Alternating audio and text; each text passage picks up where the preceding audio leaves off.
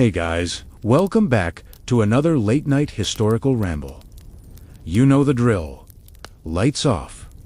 Blanket tucked in, maybe a cup of something warm nearby, tea, cocoa, or disappointment, if that's your usual bedtime flavor. Tonight, we're taking a very slow, very sleepy drift through time. We're heading into the ruins of the so-called Seven Wonders of the ancient world. They used to be the ultimate bucket list back before cameras existed, before tourism influencers were a thing, and before most of these wonders mysteriously stopped existing. Because, well, the ancient world wasn't big on maintenance plans, or earthquakes, or fires, or conquest. So, let's just take it easy tonight. We're not here to memorize dates, or impress anyone at brunch. We're just floating through some dust, rubble, and faded glory, and maybe appreciating how humans have been obsessed with showing off giant things since, apparently, forever. Let's start where all good lists.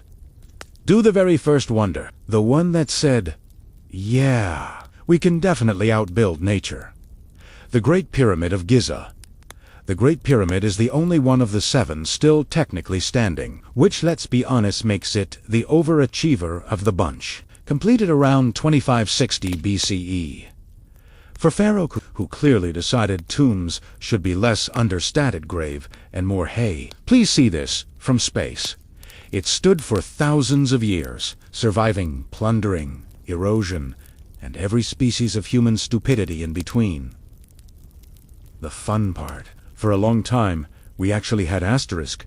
No idea, asterisk, how they built it. And even when we figured out some of it, half the documentaries still pretend it's aliens. Because who doesn't love blaming extraterrestrials for human hard work? Khufu's pyramid was the biggest.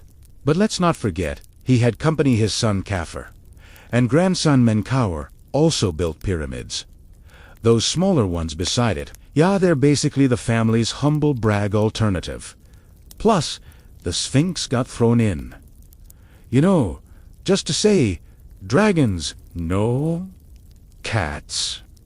Yes. The pyramid itself had smooth, gleaming white limestone casing stones that reflected sunlight like a mirror. Imagine that for a second, this giant, glowing triangle cutting across the desert horizon. Then try not to think about how we stripped that stone off later to build Cairo-esque mosques and houses. Recycling existed, just in a sort of heritage-destroying way. People like Herodotus came by centuries later and did his thing writing long, probably exaggerated takes about workers, ramps, and how everyone was paid in onions. Typical historian energy. But over time, the place just stood there through storms, wars, kingdoms rising and falling. If you were a ruin, the Great Pyramid is the vibe you'd want. Stoic, slightly smug, Of course, most of the blame for the other asterisk, six wonders not surviving goes to a combination of fire, earthquakes, angry conquerors, and really questionable urban planning. Let's glide now, carefully, across the Mediterranean, to a statue so large that it literally straddled a harbor. Or, well, allegedly. Next up, the Colossus of Rhodes, pictured a year around 280 BCE. The island of Rhodes-Zani, proud, and trying very hard to look impressive after surviving a brutal siege. So what do you do when your enemies retreat? You build a massive, probably unnecessary, but deeply gratifying bronze statue of your favorite sun god, Helios, in case you're wondering. Rhodes was asterisk, very asterisk, into Helios, and so the Colossus was born over 30 meters tall, gleaming bronze, towering above the harbor entrance, like some kind of SPF 500 guardian of good vibes. You've probably seen the popular image of him standing astride the harbor, ships sailing between his legs. Which sounds great, until you realize that makes no sense structurally. Bronze is impressive, but not that asterisk impressive. The real statue likely stood beside the harbor, not on both sides like a weird port security checkpoint. It took them about 12 years to complete, because of course it did. They melted down old siege weapons to make it, which is a wonderfully petty recycling move.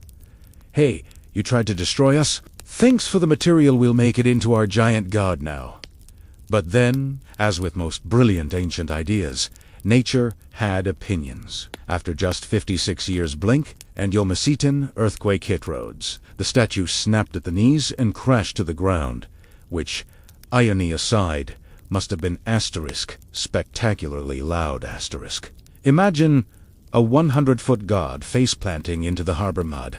And here's where it gets extra ancient world weird. The Rhodians asked the Oracle of Delphi if they should rebuild it, and the Oracle basically went, nah, that'd be unlucky.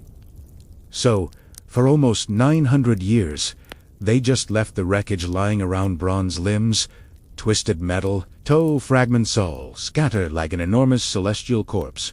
Travelers kept visiting though, because apparently ancient tourism was, come, stare at famous broken things. And then in 654 CE, Arab invaders supposedly sold the remaining bronze as scrap, loaded onto 900 camels. Hard to verify that number, but it's such a random detail that it feels right. So that was the Colossus, short-lived, giant, and probably looked magnificent for less than one human lifetime. The moral is simple. Never build taller than your local earthquake rating. Let's float on, because next up, we're heading inland to Babylon, home of the Hanging Gardens.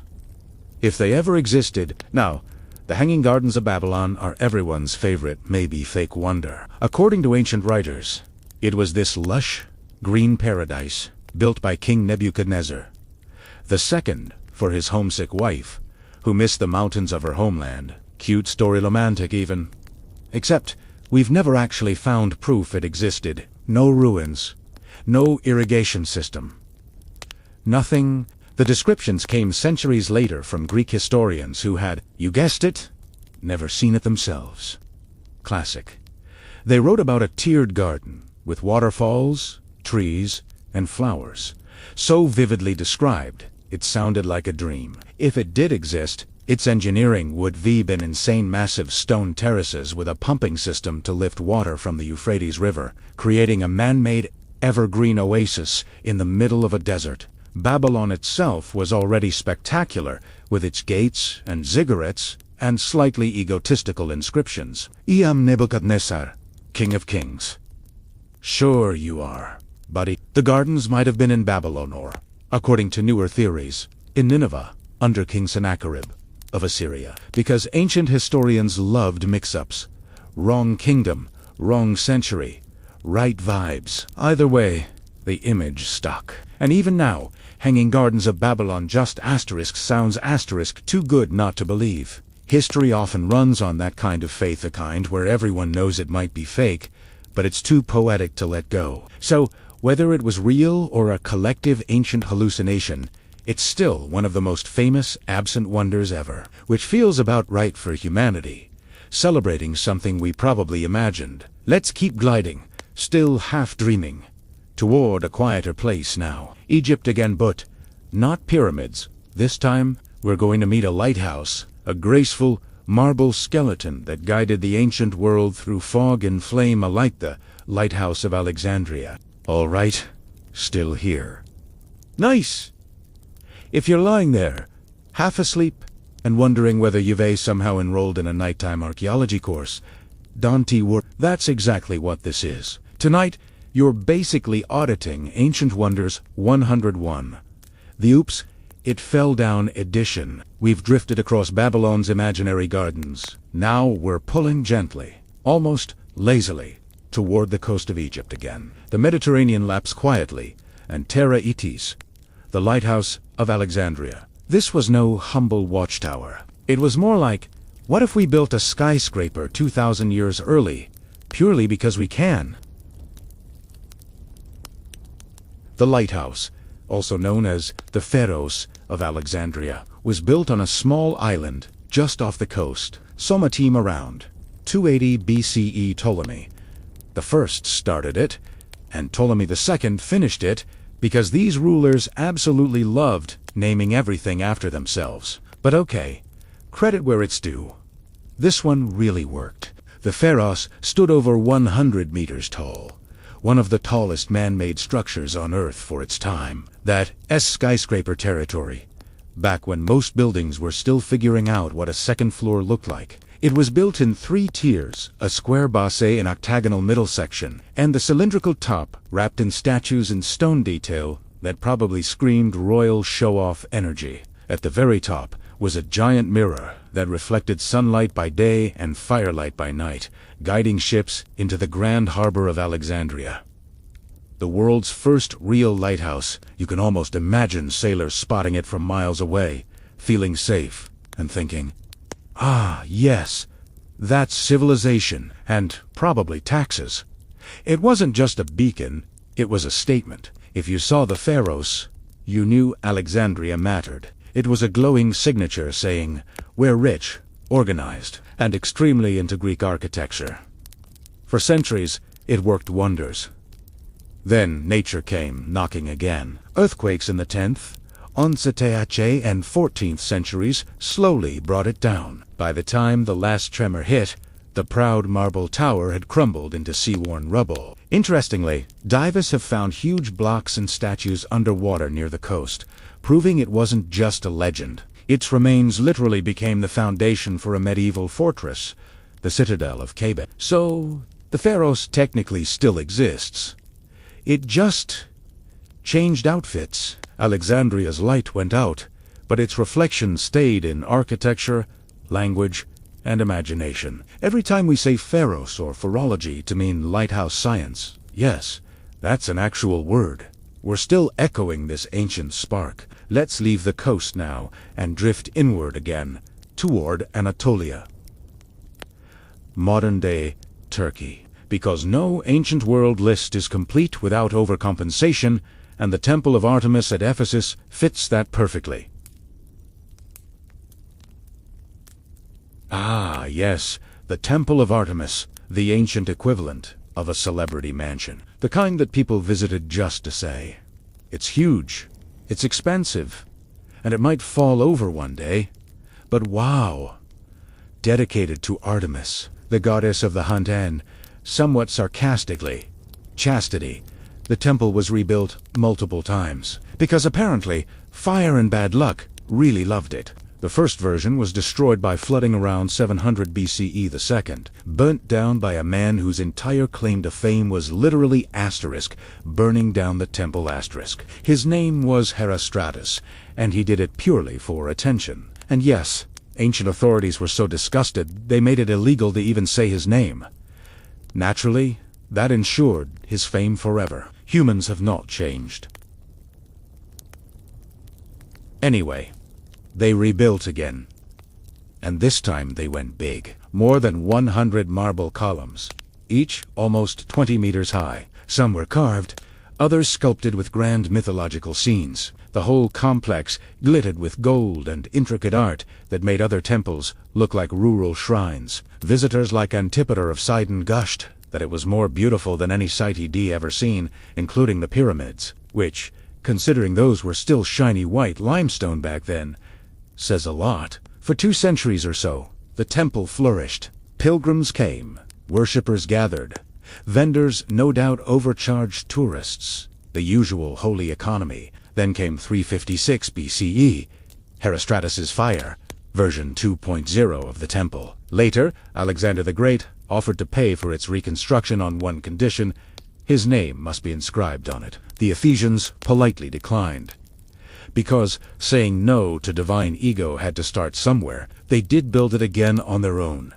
And for a while, it stood bright and defiant against time, but by the 3rd century AD, the Goths sacked it. Earthquakes finished the job, and Christianity's rise quietly erased it from memory. Only a few columns and fragments remain now, sticking out of a soggy field near Selkirk, Turkey. A few storks nest on top in spring, watching tourists shuffle around with selfie sticks, probably wondering why everyone looks so impressed by stones. But if you could see it in its prime, shimmering marble catching moonlight, columns stretching into the night sky, you'd understand why people called it one of the 7 wonders. It wasn't just a temple. It was a love letter to craftsmanship, completed by ego and ambition. Let's float gently again. We're now sliding to Greece proper, to Olympia, the land of running contests, muscle oaths, and one chronic problem: Statues too tall for their rooms. Enter the statue of Zeus at Olympia. This one's a classic case of, when in doubt, make it gold. Around 435 BC, the sculptor Phidias, the same guy who designed Athena's statue for the Parthenon, was hired to create a fitting image of Zeus for his main sanctuary. Now, the Greeks had this thing for balance and proportion, but with Zeus, that subtlety went out the window. The statue was huge, about 12 meters tall, sitting on a throne made of ivory, ebony, gold, and other materials that screamed divine credit card limit. Phidias used a technique called chryselephantine, layering ivory for flesh and gold for robes. Imagine the dim torchlight flickering on it, the gold gleaming like fire, the ivory glowing pale and smooth. Visitors swore it felt as if the statue might suddenly stand up and step out, which must have been terrifying. If true, Zeus held a small statue of Nike, the goddess of victory, in his right hand and a scepter topped with an eagle in his left, basically saying, "I win everything." Permanently. The temple around it was grand, but the statue overshadowed everything. It became the gold standard for sacred art. Literally, rulers came, offered tribute, discussed politics under Zeus's lazy, all-seeing expression. Ancient power meetings had ambience. But then came the slow fade. As always, earthquakes damaged the temple. Religious shifts made Zeus less fashionable, and the statue was eventually moved to Constantinople. There, sometime in the 5th century, it either burned in a palace fire or was dismantled for its gold. Either way, the mightiest Greek god got repurposed into coins, jewelry, or melted dreams. So much for eternity. Even the temple that once housed him is gone now, just stones and broken columns scattered on a river plain. Yet, in art, Zeus at Olympia lives on, always sitting, always serene, untouchable, and occasionally smirking at how easily we ruin masterpieces. We've covered lights, gardens, pyramids, gods, and giant men made of metal. We've got 2 wonders left, both tragic in their endings, and both perfect metaphors for human vanity. Let's drift toward Halicarnassus next, where love, marble, and premature death built one of history's most famous tombs. Still awake? Or half drifting? Perfect. That's exactly where we want you, somewhere between softly conscious and mildly amused. So, let's sink a little deeper into this gentle rubble pile we call ancient history. We're floating now along the Aegean coast to a city with a name that sounds too fancy to have been destroyed multiple times. Modern-day Bodrum, Turkey. Beautiful beaches now, but once the site of one of the most elaborate acts of grief ever carved into stone. This is where a man named Mausolus, ruler of Caria, ended up giving his name to every massive tomb thereafter, the mausoleum. Romantic, in a morbid way, but also expensive. Mausolus ruled in the 4th century BCE under the Persians, which basically meant he got to be half independent as long as he was rich, ambitious, and had a flair for Greek architecture. When he died, his wife, and yes, also his sister, Artemisia II, decided to immortalize him, because nothing says, "I loved you," quite like a 45-meter marble tower filled with statues. Let's just linger on that for a moment. The ancient world had a strange comfort with sibling marriages. It wasn't weird to them, just efficient. Keep the power close to home, they said. Sure, that's what dynastic politics always says, right before the family tree goes in circles. Anyway, Artemisia's grief apparently bordered on artistic obsession. She hired the top sculptors of the age, Scopas, Bryaxis, Chimoth, and Laochers, basically the Avengers of Greek art. Together, they designed a monument that blended everything. Egyptian-style base, Greek-style columns, friezes, and a massive chariot statue of Mausolus and Artemisia riding to immortality on top. The mausoleum glittered in white marble, decorated with hundreds of reliefs showing gods, warriors, horses, and the occasional mythological panic. It was refined, dramatic, and absolutely extra, the Beyoncé video set of its time. Artemisia didn't live long enough to see it completed, though she supposedly died 2 years after The story goes that she was so heartbroken, she drank his ashes, mixed in wine. Archaeologists generally doubt that detail, but it's too theatrically tragic not to mention. The tomb itself lasted a while. For nearly 1,700 years, it stood gracefully on the hill, surviving earthquakes that flattened lesser temples. But then came the medieval period, that era of let's recycle ancient stuff In the 15th century, the Knights of St. John raided Halicarnassus, tearing down stones from the mausoleum to build their castle. Much of it still stands, literally built from the bones of Mausolus's grand tomb. Later earthquakes finished the job, scattering statues into the dirt, waiting centuries for archaeologists to dig them up again. British explorers found pieces in the 19th century, and now parts of the mausoleum sit quietly in the British Museum, a place where ancient wonders go when weather and people both lose patience. There is something darkly sweet about it all, a love monument so tall it turned into rubble, then into museum labels. Mausolus wanted immortality, and in one sense, he got it. Every time someone says mausoleum, they're really just saying his name, softened by centuries.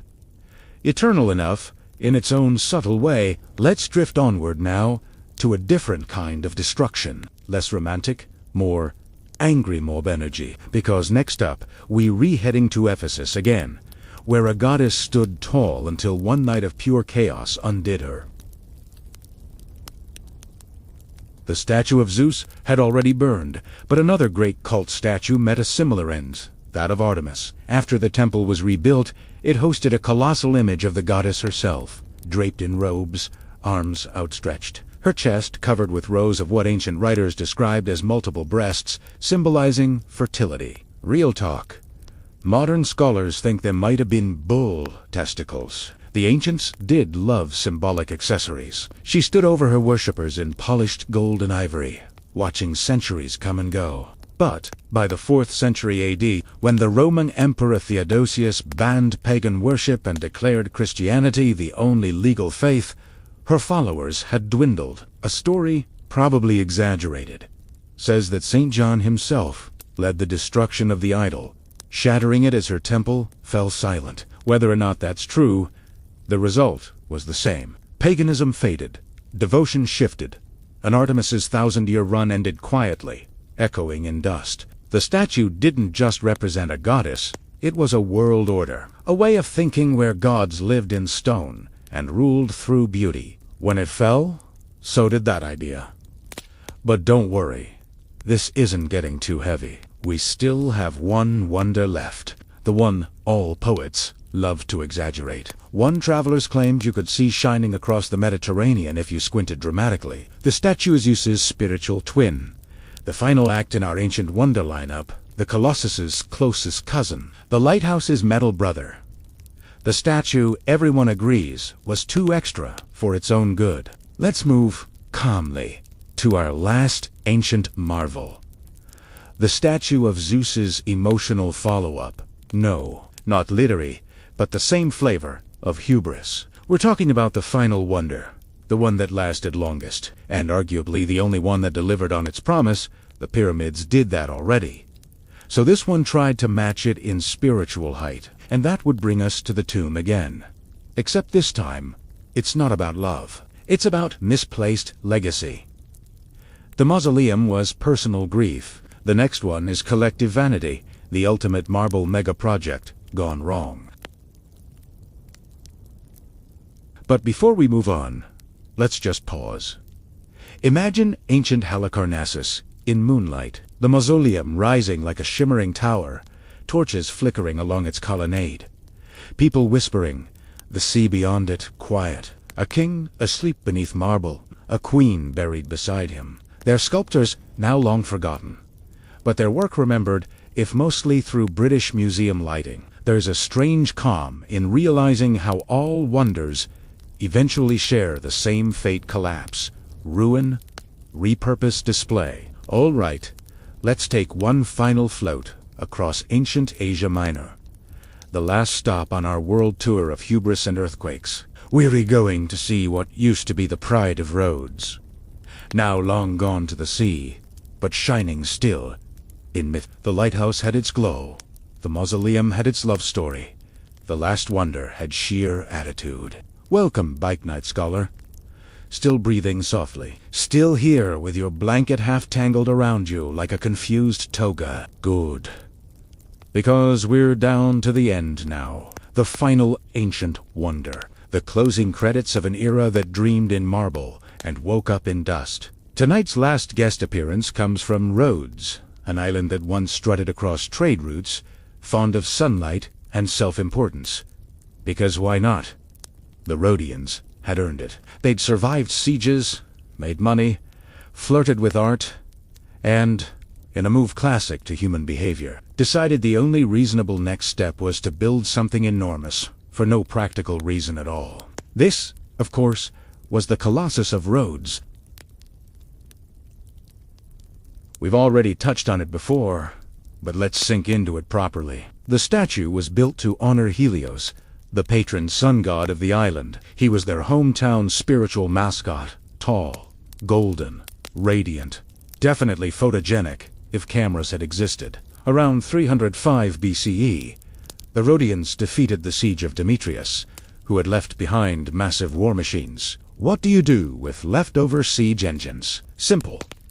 Melt them down, turn them into a sculpture, and call it divine gratitude. It took 12 years, a shocking amount of bronze, and the sustained confidence of an entire island. The result was said to be around 33 meters tall, similar to the modern Statue of Liberty if she took off her pedestal and stood barefoot. The artisans designed it in sections, filling the interior with stone blocks for support, a trick well ahead of its time. People across the Hellenistic world came to see it. Poets gawked, traders wrote about it, and everyone claimed it gleamed like fire in the morning light. It probably didn't actually straddle the harbor, but that didn't stop artists for centuries from drawing him like an awkward bronze traffic gate. The imagery was too good to ruin with architectural truth. And then, of course, because the universe loves a plot twist, an earthquake struck in 226 BCE, the Colossus, all irony, all glory, crumbled into pieces, its shining limbs scattering along the shore. The Rhodians took this as a bad omen. They asked the Oracle of Delphi whether they should rebuild. And the Oracle, being eternally cryptic and not much for optimism, told them no. So they left it as it was a giant god scattered across sand and silence. Ancient visitors like Pliny later wrote that the fallen statue remained breathtaking, even broken. People could walk through the hollow bronze fingers, lean against cheeks wide as walls, and marvel at the sheer scale of what humans had pulled off and then promptly lost. For centuries, the ruins stayed that way, quietly oxidizing, until the 7th century AD, when invading forces sold the fragments to a merchant who supposedly carted them off on hundreds of camels, a detail probably exaggerated, but charmingly unnecessary. And that was that. The Colossus, symbol of Rhodes, beacon of sunlight, crumbled and gone. A monument built from victory became a souvenir of defeat, which, weirdly enough, feels like the perfect sentence for all of human history. So let's take a slow breath, because now we've arrived at the quiet part of the story. All 7 wonders, once the pride of the world, are gone, except the old pyramid, who's still showing off like the last kid standing at a school reunion. Think about it. 7 monuments, spanning 3 continents. Centuries of ambition, love, ego, craftsmanship, and absolute disregard for seismic safety. Every one of them either collapsed, burned, sank, or was dismantled, and yet their stories never went extinct. There's something tenderly absurd about that. The Hanging Gardens probably never even existed, yet people still talk about them. The Colossus fell to millennia ago, yet we still picture it straddling the harbor like an oversized Greek sun. The Pharos is long underwater, but we still call shining towers by its name. We rebuild them in our minds, in textbooks, in half-accurate documentaries narrated too loudly. Because humans can't help but cling to things we've lost, we turn ruins into myths and absence into wonder. It's our best coping mechanism, and honestly, not a bad one. If you could float above Earth, really float and look down at where those wonders once stood, you'd see very little. Maybe some sand-colored outlines, some undersea shapes, a few broken stones. But what you wouldn't see is the weight of memory, that invisible pull that keeps these places alive long after the stone gave up. Giza still glows under moonlight. Babylon still whispers in dust storms. Alexandria's light is gone but remembered. Rhodes keeps its sunlight. And somewhere in the tourist-swept ruins of Ephesus, a single column remains from the Temple of Artemis, just enough to remind everyone that beauty rarely lasts. But stories almost always do. People often ask why none of the 7 wonders survived, as though losing them was a moral failing. But maybe they weren't meant to.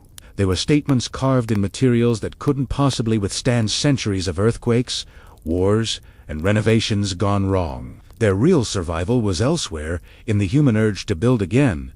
Tu drau again, tu name every new skyscraper, cathedral, or tourist trap with world's biggest in its title is a whisper from those old stones. We keep repeating the same impulse, dressed differently. And that might be the real 8th wonder, our collective inability to stop chasing permanence, even when we know it doesn't exist. So, as the night winds down, picture those ruins one last time. The pyramid shimmering under moonlight, lonely but proud. The gardens, real or not, hanging somewhere in imagination. The temple, the statues, the tombs, the lighthouse, the lost god of bronze. All of them gone, yet somehow not gone at all. Because the real wonder isn't what they built. It's that we still care enough to remember what fell. Hey everyone! Welcome back! You made it through another long day. And now it is time to do something completely useless but oddly soothing. Listen to a story about other people's questionable life choices from 300 years ago. So, pull the blanket up, dim that phone light, and let's drift, very slowly, into Edo, Japan. Yes, Edo, the city that would become Tokyo. Back then, it was clean, orderly, artistic, and very good at pretending its vices were culture. Tonight, we're heading into its floating world. Ukiyo*, a place that promised escape from duty, rank, and rice tax paperwork. And at the center of that world, the pleasure houses. These weren't dingy back-alley haunts. At least, not the high-end ones. The top-tier districts were polished, regulated, tax-paying institutions, with walls painted in powdered mineral pigments and paper screen portraits of famous courtesans sold like trading cards. This wasn't just about pleasure, it was performance, and no one was better at performing than Edo itself. Let's start with the geography, because somehow desire was mapped like a spreadsheet. The Tokugawa shogunate, very disciplined, very moral, on paper legally confined such pleasure activities to officially designated zones. The most famous was Yoshiwara, a few hundred acres of walled streets just north of the city proper. Picture it at dusk. Lanterns glow in rose and amber. Rickshaws creak across wooden bridges. Outside those gates, samurai and merchants live by strict codes of restraint. Inside, restraint evaporates into smoke from incense bowls. Every visitor walked through the *Umon*, the Great Gate, consciously crossing from the world of responsibility into one where time and consequence politely waited outside. But there were classes inside Yoshiwara too, because even escape came with a price ladder. At the top stood the *Tayo, elite courtesans, who combined the resume of an actress, calligrapher, musician, and therapist. They were expensive, selective, and untouchable to most visitors. Think of them less as workers and more as celebrity performers. Beneath them were the *Suboni*, and *Cheese, still dazzling, still trained, but more attainable, just not quite imperial material. Then the lower ranks. The *Hikafun*, the *Yobidashi, the walk-ins welcome category for anyone whose wallet was heavier than their social standing. Altogether, they formed a self-contained hierarchy that mirrored the outside world but upside down. The irony was perfect. In a rigid society obsessed with class, Yoshiwara flipped everything. Merchants technically near the bottom of the Confucian pecking order could walk in with enough coin and share sake with samurai who were secretly mortgaged to their armor. It was rebellion masquerading as leisure. And behind that, glamour worked a small army. Hairdressers, lantern lighters, Shinzo apprentices collecting experience points toward becoming courtesans, and house mothers orchestrating the night like careful accountants. If it all sounds romantic, well, it usually wasn't. Life inside Yoshiwara was more gilded cage than floating cloud. Courtesans entered under contracts so steep they could barely pay them off. Some came from merchant families ruined by debt. Others were sold by parents with too many mouths and too little rice. But the illusion mattered more than truth. Visitors weren't buying companionship. They were renting freedom from hierarchy, and artists outside the gates turned that illusion into an art form. Which brings us to ukiyo-e, the famous woodblock prints that transformed real women with tired feet into celestial beings carved in cherry wood and printed for all of Edo to adore. The artist Tsutomaru Harunobu Hakusai, before he got bored of Wavesy's old perfection from gossip, they exaggerated faces, stretched necks, polished sadness into elegance. The result was marketing so effective it outlived its product. Buyers collected prints of courtesans like today's celebrity posters. Each had her signature hairstyle, kimono pattern, and poetic nickname. The Taiyu Hanogi might be immortalized holding a fan beside plum blossoms. Another, Kisigawa, could be shown reading love poems by candlelight, pretending literacy was seductive. The irony again. These prints were both artwork and advertising, the ancient equivalent of glossy magazine, spread selling dreams and islands. And yet, something sincere glimmered through. You can still sense it in the quiet tilt of the head or the faint ring of melancholy these women carried. Fame and exhaustion printed on the same page. By the 18th century, Yoshiwara's floating world had crystallized into ritual. You didn't simply stroll in, pay, and leave. There were steps, formal introductions, poetry exchanges, staged rejections, second invitations. It could take weeks and 3 meetings before a favored courtesan even agreed to share tea. That was the game. Delayed desire marketed as refinement. The love affair wasn't physical. It was financial theater. The courtesan's goal wasn't affection, but reputation. With each exclusive patron, her market price increased, her name whispered higher in the salons. Outside, however, the real city of Edo kept expanding 1 million residents by the late 1700s, one of the largest cities on earth. Samurai still carried swords they weren't allowed to use. Merchants still envied nobility, but secretly owned them through lending. Yoshiwara became the escape valveware. Everyone pretended equality existed, at least until dawn. Let's pause on a quieter night. The lantern oil burns low. Snow drifts through narrow alleys, softening sound. Inside an Agia, a tea house rented for assignations, a courtesan recites a poem so well-worn it's almost prayer. Her patron nods, pretending understanding, while half the staff stand behind reed screens, timing the evening, counting costs. Everything choreographed, priced, and performed, yet somehow still human. Outside Yoshiwara, other pleasure districts imitated the format, Shimabara in Kyushu, Shinmachi in Osaka, but none matched its myth. Ukiyo-e artists kept returning, reprinting, reselling its glow-like captured moonlight. Storytellers spread tales of tragic courtesans turned ghosts, of love debts paid in afterlife.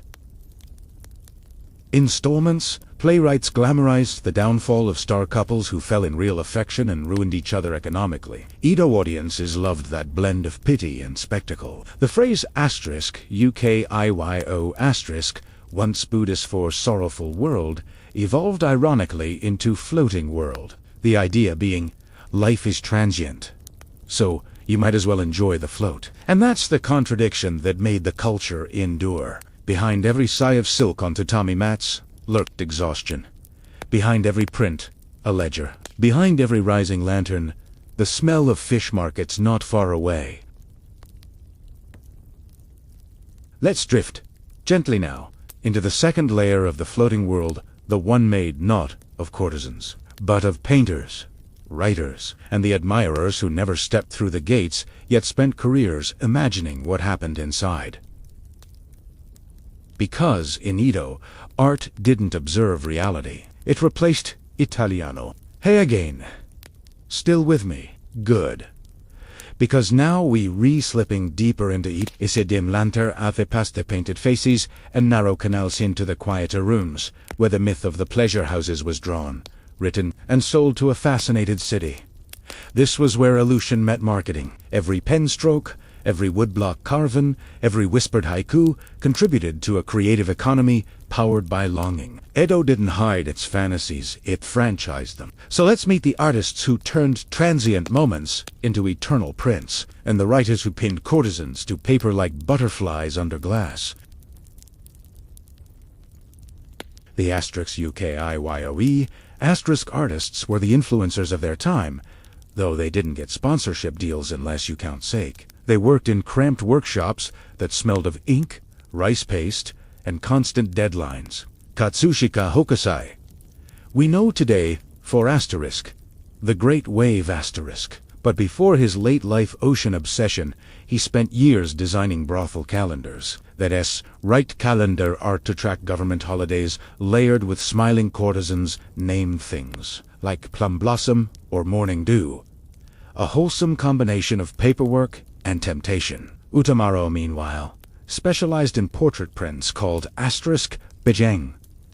Asterisk, literally images of beautiful women. His courtesans were elongated, dreamlike figures with gentle smiles and complicated hairstyles that probably needed their own time zone. He was obsessed with the way light touched skin. Some of his depictions are so soft you almost forget they were printed on rough paper. But the real magic wasn't just drawing it, was teamwork. The artist designed, carvers etched the lines onto cherry wood, printers dabbed minerals into layers, and publishers distributed stacks across Edo's bookshops. And that's how the floating world floated into everyone's houses, for the cost of a cheap bowl of noodles. Prints were affordable luxuries mass, produced fantasies in a society allergic to public emotion. A samurai might be forbidden to show affection in public, but he could quietly own a print of a courtesan gazing wistfully across an invisible river. That was safe rebellion. Writers joined in too, producing what are now called asterisk, UKIYO Zoshi asterisk, books of the floating world. The tone was always the same, detached, witty, slightly judgmental, like a friend describing someone else's breakup while nibbling soy sweets.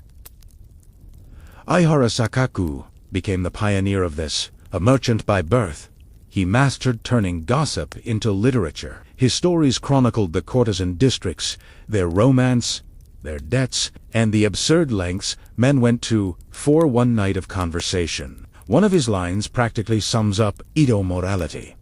Life is short, love is expensive, and wisdom rarely attends drinking parties.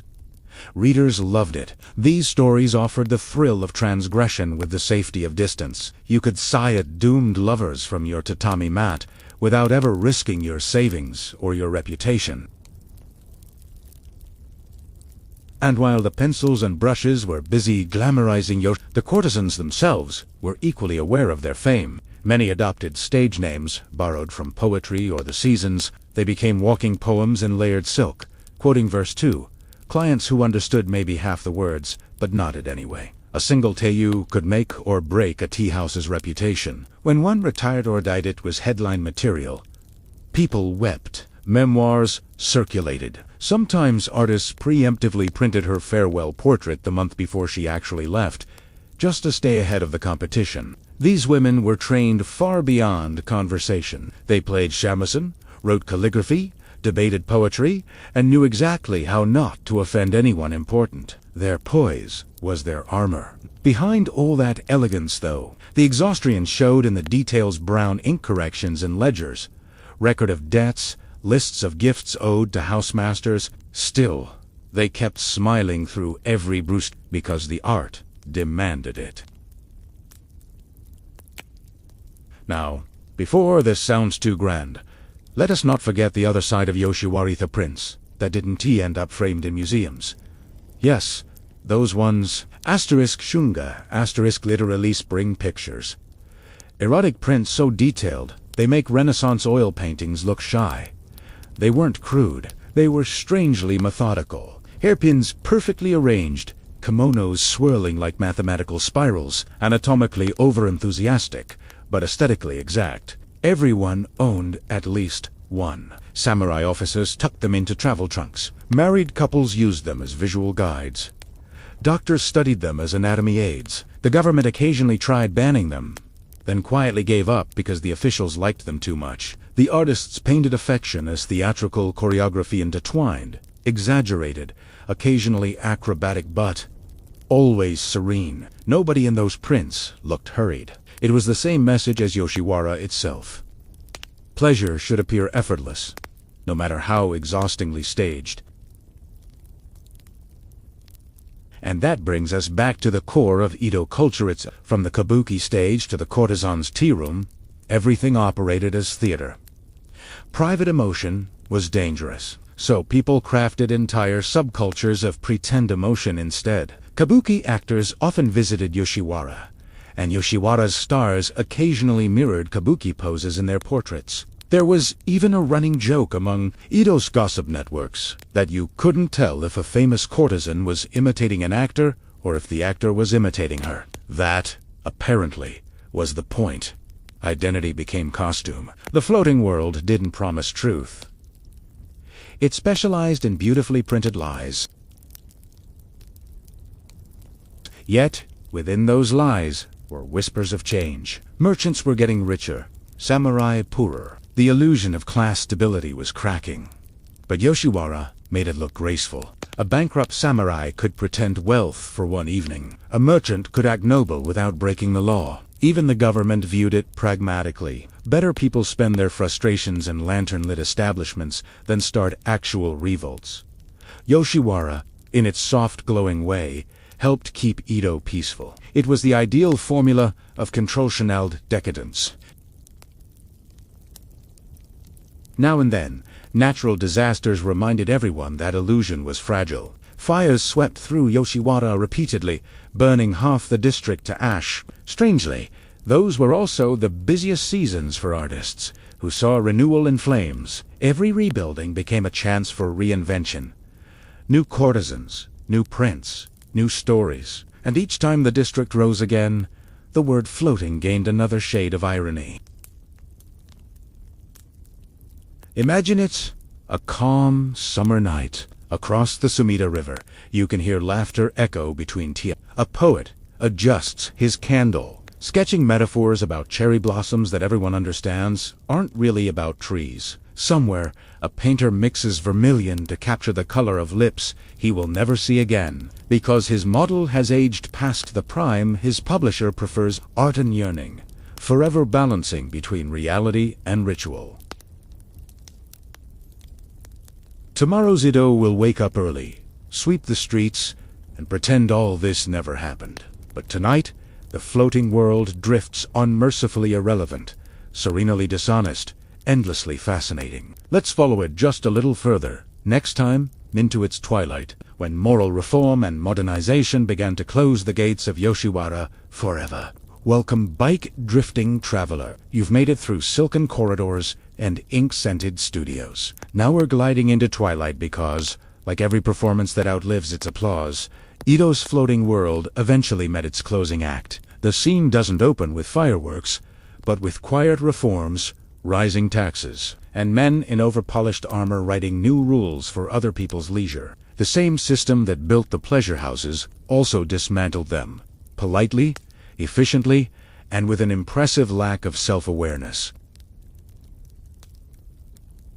By the 19th century, Yoshiwara was already old news. The lanterns still glowed, the prints kept selling, but something in the rhythm had shifted. The air felt like morning after a long festival still shimmering.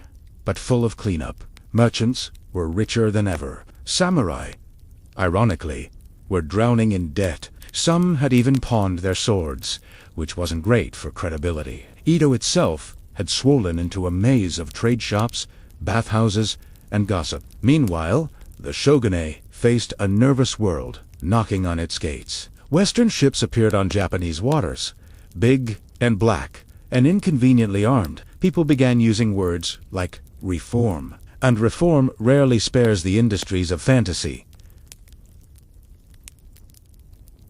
Government censors had long maintained a wary truce with Yosh. The law nominally labeled it an entertainment quarter, allowing vice under the moral umbrella of order. But by the 1840s, under a wave of political purity known as the tempo reforms, officials decided enough was enough. Edicts came down banning luxury shows, restricting clothing, even limiting lantern brightness soprani. The path to righteousness ran on dimmer settings. Artists were arrested for indecency. Books vanished overnight. Utimaro had already died decades earlier, but other printmakers found themselves politely invited to stop existing. The flow of risk prints dried to safe landscapes, geishas replaced with plum blossoms, samurai replaced by ducks. Edo went colorless for a while. Of course, censorship always backfires. The forbidden soon returned, disguised as satire. Brothel gossip morphed into coded poetry. Courtesans became moon maidens, and nobody was fooled. Still, Yoshiwara noticed the chill. The crowds thinned. Exotic had become outdated, and the floating world began to list gently toward nostalgia. Then came the biggest change of all. 1868. The Meiji Restoration. The shogunate fell. The emperor returned to political daylight, and Japan declared it was done with medieval habits except the profitable ones. Obviously. Westernization arrived fast and slightly bewildered. Tokyo replaced Edo. Gas lamps replaced oil lanterns. Steamships replaced silence. The old woodblock printers tried sketching trains and top hats. Courtesans started wearing imported perfume. Some dressed in Victorian gowns over kimonos, creating fashion statements best described as cultural confusion in silk. But the real blow came from morality imported with technology. Western missionaries and reformers labeled pleasure districts as public disease, and modern governments love nothing more than looking moral on paper. By the late 1800s, the Yoshiwara gates still stood, but fewer people crossed them. Newspapers treated the district like a quaint relic, somewhere between scandal and sightseeing. Artists painted nostalgia instead of desire. The floating world stopped floating at Fossilicet. Yet, even as the institutions faded, the aesthetics survived. Because every generation needs its myths. Writers of the early 20th century, Tanizaki, and others revived the imagery of the courtesan as tragic intellect, a symbol of lost beauty drowning under Western Artists copied old woodblocks as retro collectibles. Photographers recreated the poses of asterisk Teo on glass plates, the same gestures that once belonged to women long gone. The floating world became memory, and memory turned into export. Foreign collectors, Europeans especially, fell in love with asterisk UK. Van Gogh bought prints by the dozen, flattening perspective in his own work to imitate Japanese style. Toulouse-Lautrec borrowed Kabuki's drama for his Paris posters. Meanwhile, in Tokyo, what survived of Yoshiwara stood quietly amid train stations and electric wires on island of lace and nostalgia inside a city sprinting toward modernity. Then history repeated its old trick of fire. In 1913, a massive blaze tore through the district, destroying half its remaining houses. Another came in the 1920s. And then, in the 1945 bombings, what had survived 3 centuries of earthquakes and reform vanished almost entirely. When the ashes cooled, so did the era. The few surviving courtesans aged into story-keepers, teaching dance to post-tour geisha. The streets were rebuilt, renamed, repurposed. You'll find them today if you know where to look, hidden behind concrete ramen shops and convenience stores. A quiet lane here, a bent sign there. At night, time folds faintly. And yet, the ghost of Yoshiwara still whispers. In art museums, old prints still glow faintly under glass. Those women of long-vanished evenings keep their half-smiles, eyes cast sideways toward people they can no longer see. They're not tragic now. They're eternal. That's the strange alchemy of cultural memory. The courtesans who were once dismissed as sinners became national icons of elegance. The artists once censored became textbooks. The word pleasure became heralded. Edo may have fallen, but the floating world carried its serenity into every Japanese concept of beauty, sense, minimalism, even today, when a modern brand names its perfume Yukio, it's really selling the ghost of a lantern glowing through paper screens 3 centuries ago. So, what ended Yoshi? Reform, time, economics, or simply fatigue? Probably all of it. Every illusion eventually costs more to sustain than to remember. But maybe that's what made it beautiful. In a city that worshipped rule and order, the floating world existed as a sanctioned mirage, a gentle rebellion that taught people how to dream without breaking anything. And perhaps that's why its story's still lawless tonight. Let's rest there. Picture the final lanterns flickering against dawn, their papers singed, but still glowing. The gate of Yoshiwara closed. The streets empty, a faint shamisen echoing from somewhere that no longer exists. The performance is over. The actors gone. The audience asleep. But the stage lights, faint and imaginary, never quite go dark. Still awake. Barely. I hope. That's the ideal state for history like this, somewhere between listening and drifting. Tonight's wander through Edo's pleasure houses is almost over. But we have one last stretch to float through, the afterlife of the floating world. Because even after Yoshiwara vanished under modern Tokyo, its ghosts refused to leave quietly. They just learned new jobs. Let us start with the obvious successor, the Meiji and Taisho entertainers who replaced courtesans with geisha, the stage with dance halls. The word asterisk, geisha asterisk itself had existed in Edo originally meaning artist or performer, but now it carried the torch of elegance without the open indulgence. The Meiji government embraced them as cultural ambassadors, a neat trick that turned desire into diplomacy. When foreign guests arrived, Japan didn't show them politicians. It showed them restraint in white makeup, folding fans, and quiet laughter behind teacups. Civilization with good posture. It sounds cynical, but there was genius in it. The floating world had always been theatrical. Now it simply auditioned for a new audience. Meanwhile, literature kept unrolling its long paper scroll of nostalgia. Authors in the 1920s wrote stories of fading courtesans, wandering Tokyo like misplaced ancestors. They weren't unhappy, just anachronistic. Beneath neon lights, these women became living metaphors. Beauty out of time.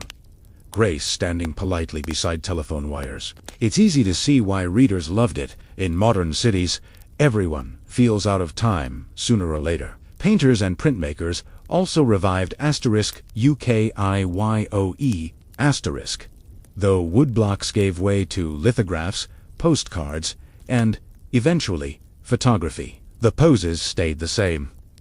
A sidelong glance, fingers brushing hair, layered kimonos arranged like origami moods. Through new technology, the same serene detachment persisted. The floating world survived by pretending it was gone.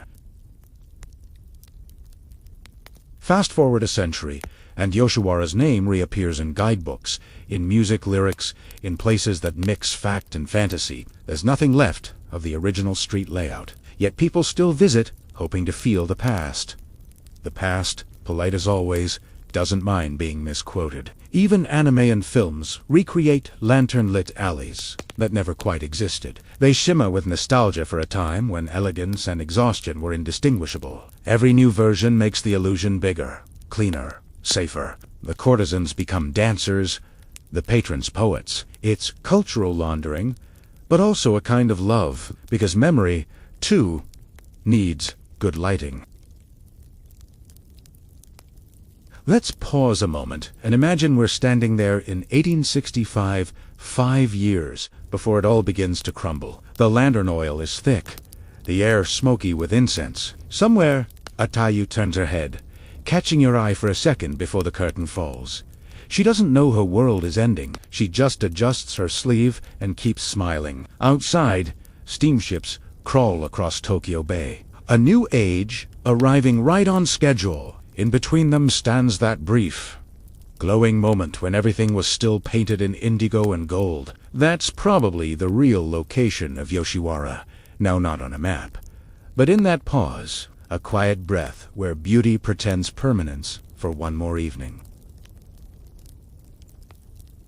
If you trace the brushstrokes forward, you realize the floating world never dyed it, just evolved into every art form that learned how to look pretty while ignoring its own sadness. You see it in silent films, in Baroque jazz clubs, even in fashion photography that borrows Japanese folds and shadows. All of them chase the same geometry of melancholy. It's not about pleasure anymore. It's about atmosphere. The art of the pleasure houses transformed into the aesthetics of solitude. The courtesan's calm detachment became the blueprint for modern cool. When someone today describes a scene as dreamlike, they're echoing that world where dreams were scheduled by appointment and billed by the hour. So perhaps that's the ultimate irony. The one world that called itself floating turned out to be the most anchored in memory. Edo's rulers thought they could quarantine indulgence inside walls. But those walls leaked beauty into everything: theater, fashion, poetry, cinema. You can close a gate, but not a mood. Even the term asterisk, UKIYO asterisk, drifted across languages. In French journals, it meant leisure. In English travel magazines, it became shorthand for timeless Japan. Only the old Buddhist roots remembered that asterisk UKIYO asterisk once meant sorrowful world. Somewhere between sorrow and pleasure, Edo found its signature glow. That glow, faint but stubborn, is what still warms the modern city after sunset. If you wander through Tokyo tonight past bright vending machines and late-night ramen stalls, you might notice a few alleyways lit a little too softly. Signs hand-painted instead of neon. That's where the city still hums with its old heartbeat. The ghosts of asterisk, Tayo asterisk, and poets exist there, breathing through sliding doors replaced 100 times. No one sees them, but somehow they make you speak in quieter tones. And if you listen long enough, you'll hear it, the steady rhythm of the shamisen hiding beneath the electrical buzz. The past hasn't left. It's just humming quietly, waiting for someone to remember the tune.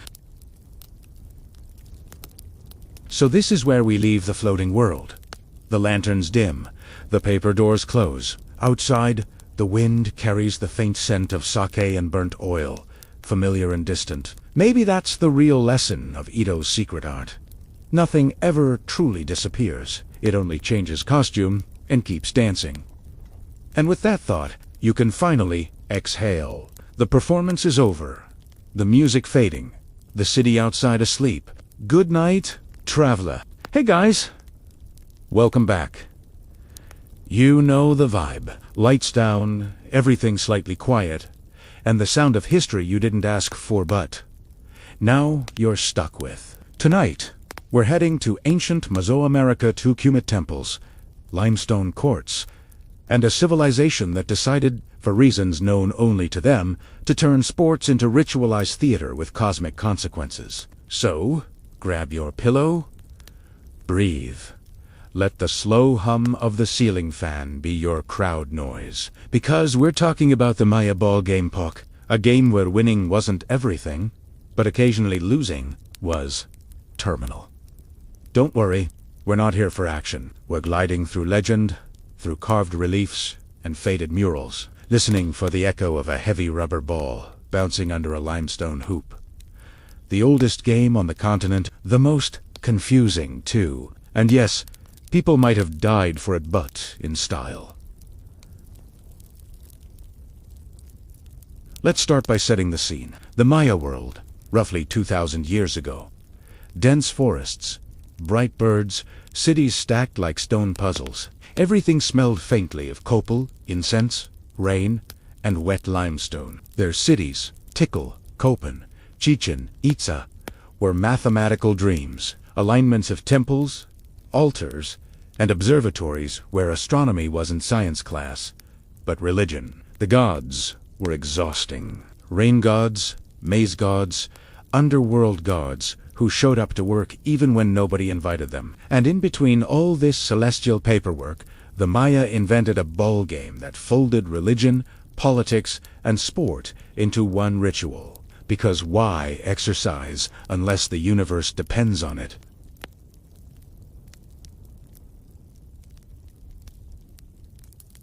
Pok-ta-Pok or pits, in the original Mayan tongue, depending on where you looked, wasn't your average pickup game. It was more like professional wrestling meets state ceremony. Conducted on courts, built like mini stone amphitheaters called ball. Each ball court looked kind of like an elongated eye, to parallel walls lined with sloping sides, maybe 20 to 30 meters long. The stone masonry was no joke smooth, symmetrical, designed to show wealth. On some elite courts, rings of stone were carved high into the walls, those impossible to reach hoops that everyone pretends were the main goals. In reality, hitting the ring was rare. Most of the game happened along the sloping walls. At Chichen Itza, the grandest court measured longer than a football field and wide enough to fit 2 buses side by side. For acoustics, the builders engineered it beautifully. You could clap once and hear the echo ripple 7 times back. You'd think it was fun visitor trivia, but it was spiritual science. Sound carried messages to the gods, and the echo was their polite reply. The rules. Complicated. No written playbook exists, just scattered depictions. What we do know is that the players couldn't use their hands or feet in standard form. Only hips, thighs, shoulders, maybe forearms, depending on region. The ball was made of solid natural rubber. Thick, heavy, occasionally lethal. Imagine volleyball with a medicine ball that can fracture ribs. The idea was to keep it bouncing, pass it, strike it against the wall, score by rebounding symbolically, maybe through that stone ring if the cosmos was in a generous mood. Points meant order surviving chaos. Excellent motivation. Maya city-states took this seriously. Teams represented realms, lineages, and sometimes the cosmic forces of light and shadow. The court wasn't just a court, it was the Milky Way in rectangular form, Earth's center connecting sky above and underworld below. Every bounce reenacted creation. Every miss flirted with disaster.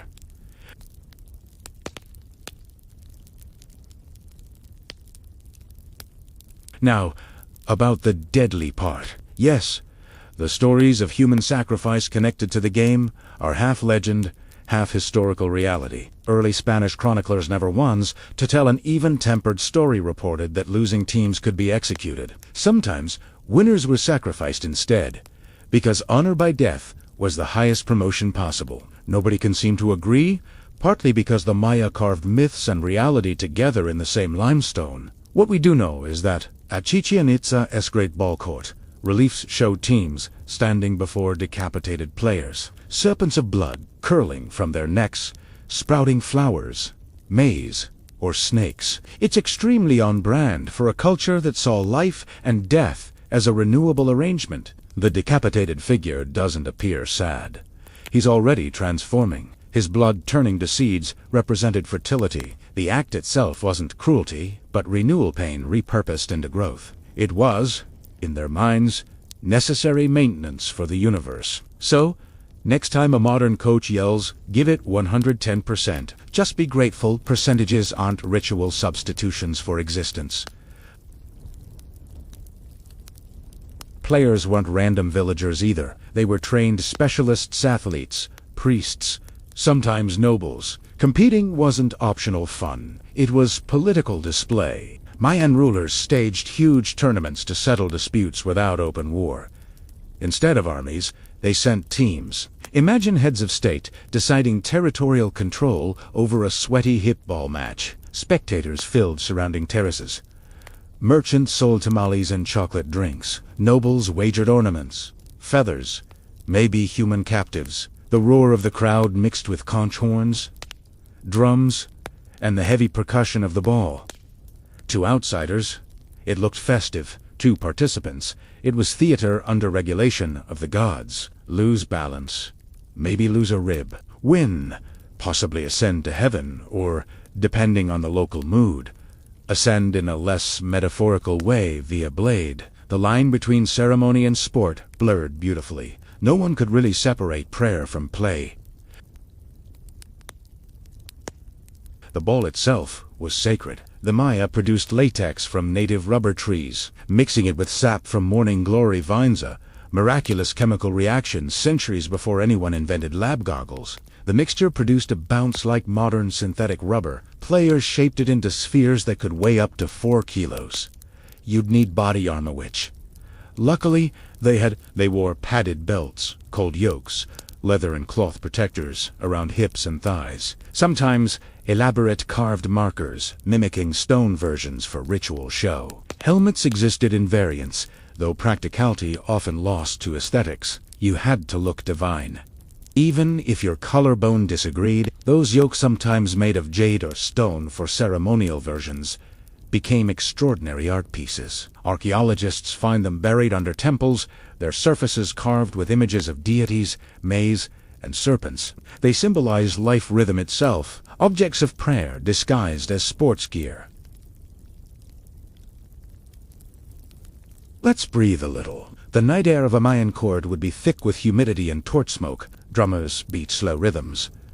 Somewhere, incense flared green-blue. 2 teams faced each other at the ritual center. A priest poured a libation of murmured petitions to the lords of Xibalbatha, Underworld, and the Firs. Serve began. The ball sailed from one hip to another, thudding like a heart between walls.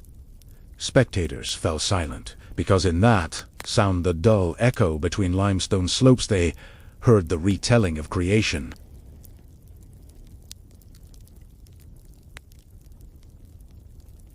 Every time the ball struck the ground, it symbolized death. Every rebound, rebirth. The players weren't just competing, they were acting out the story of cosmic balance. Creation repeated nightly to keep the cosmos from collapsing. No wonder it caught on. Interestingly, the game wasn't purely Mayan property. It existed across Mesoamerica for millennia, shared by the Olmecs before them, continued by the Aztecs after. Each culture reinterpreted it like a myth traded across borders. The Aztecs later called it Olama Lisli and doubled down on the blood offerings because subtlety never ranked high in Tenochtitlan's entertainment program. Still, the Maya kept it as cosmic drama first, athletic contests second. Their surviving art never glorifies brute strengths. It shows balance, motion, grace under obligation. The only sweat you see is metaphorical.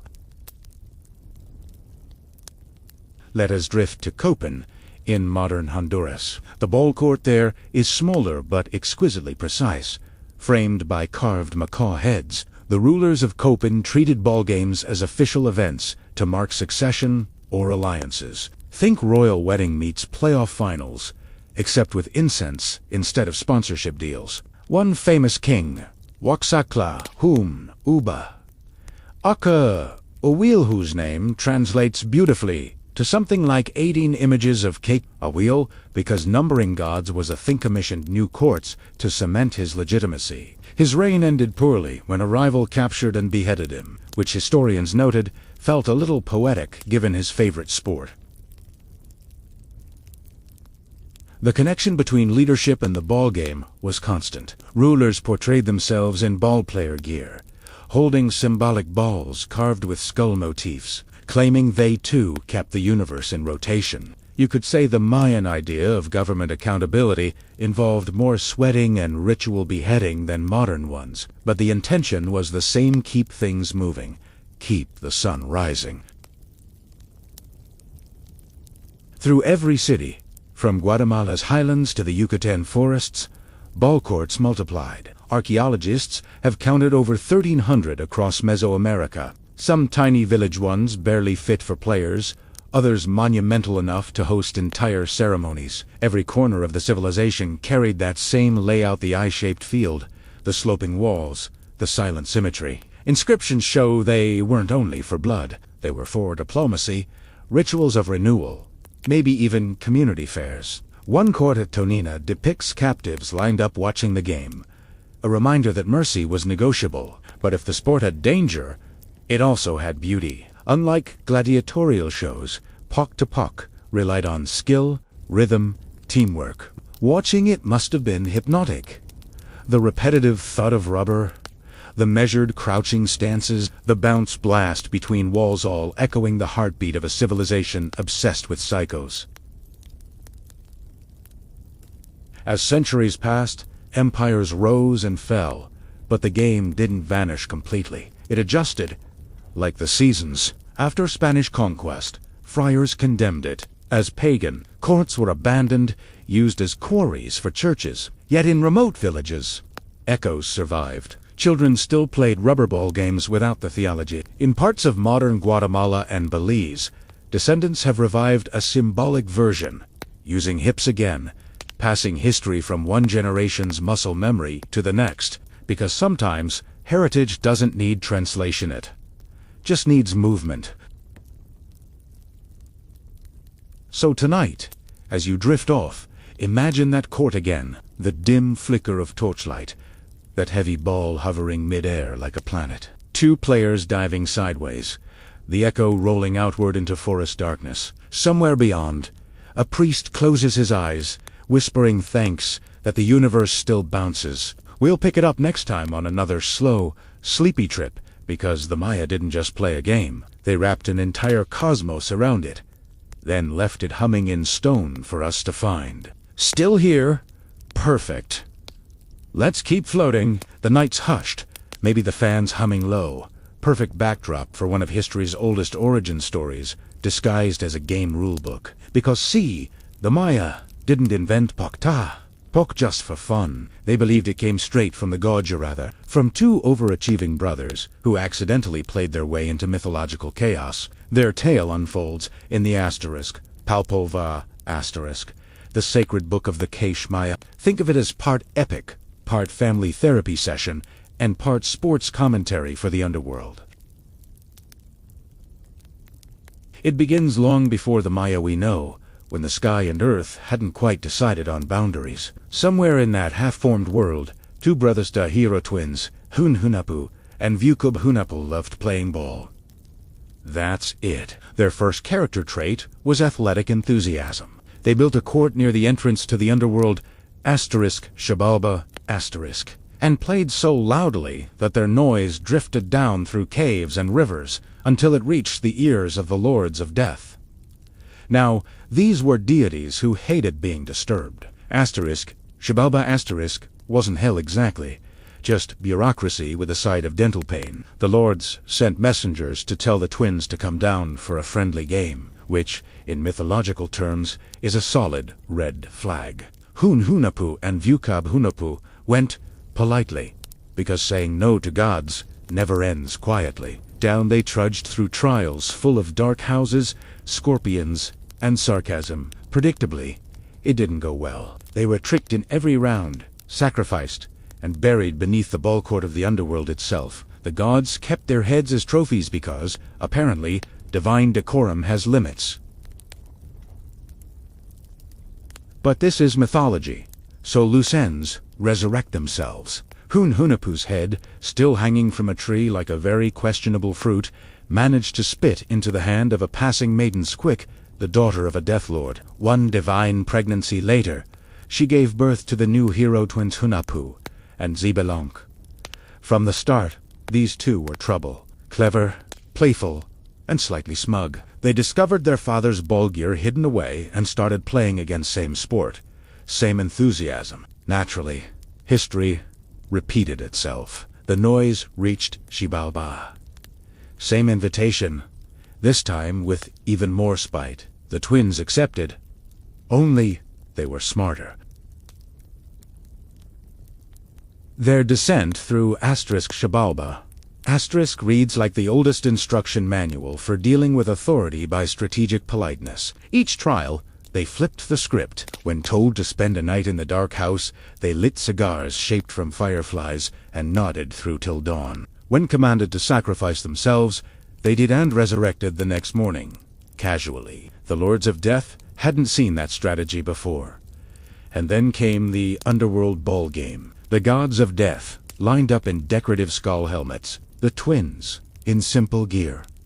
The ball itself wasn't even ordinary. At one point, the underworld team tried to swap it for a solid blade, and still lost. By the end, the twins outsmarted, outplayed, and frankly, outacted their infernal opponents. Pretending death again, they offered to resurrect the gods as demonstration. Once the lords were conveniently decapitated, the brothers decided maybe the world needed sunlight and maize instead of permanent darkness. They ascended, one becoming the sun, the other the moon, and from then on, every game of Pok-ta-Pok wasn't just recreation, it was reenactment, life and death chasing each other through endless rally points. That's the reason every Mayan ball court mirrored cosmology. Earth lay in the center, sky above, underworld below. The players physically moved between them, each match a repeat of the twins' victory. Order over decay, rhythm over chaos. To play wasn't to win.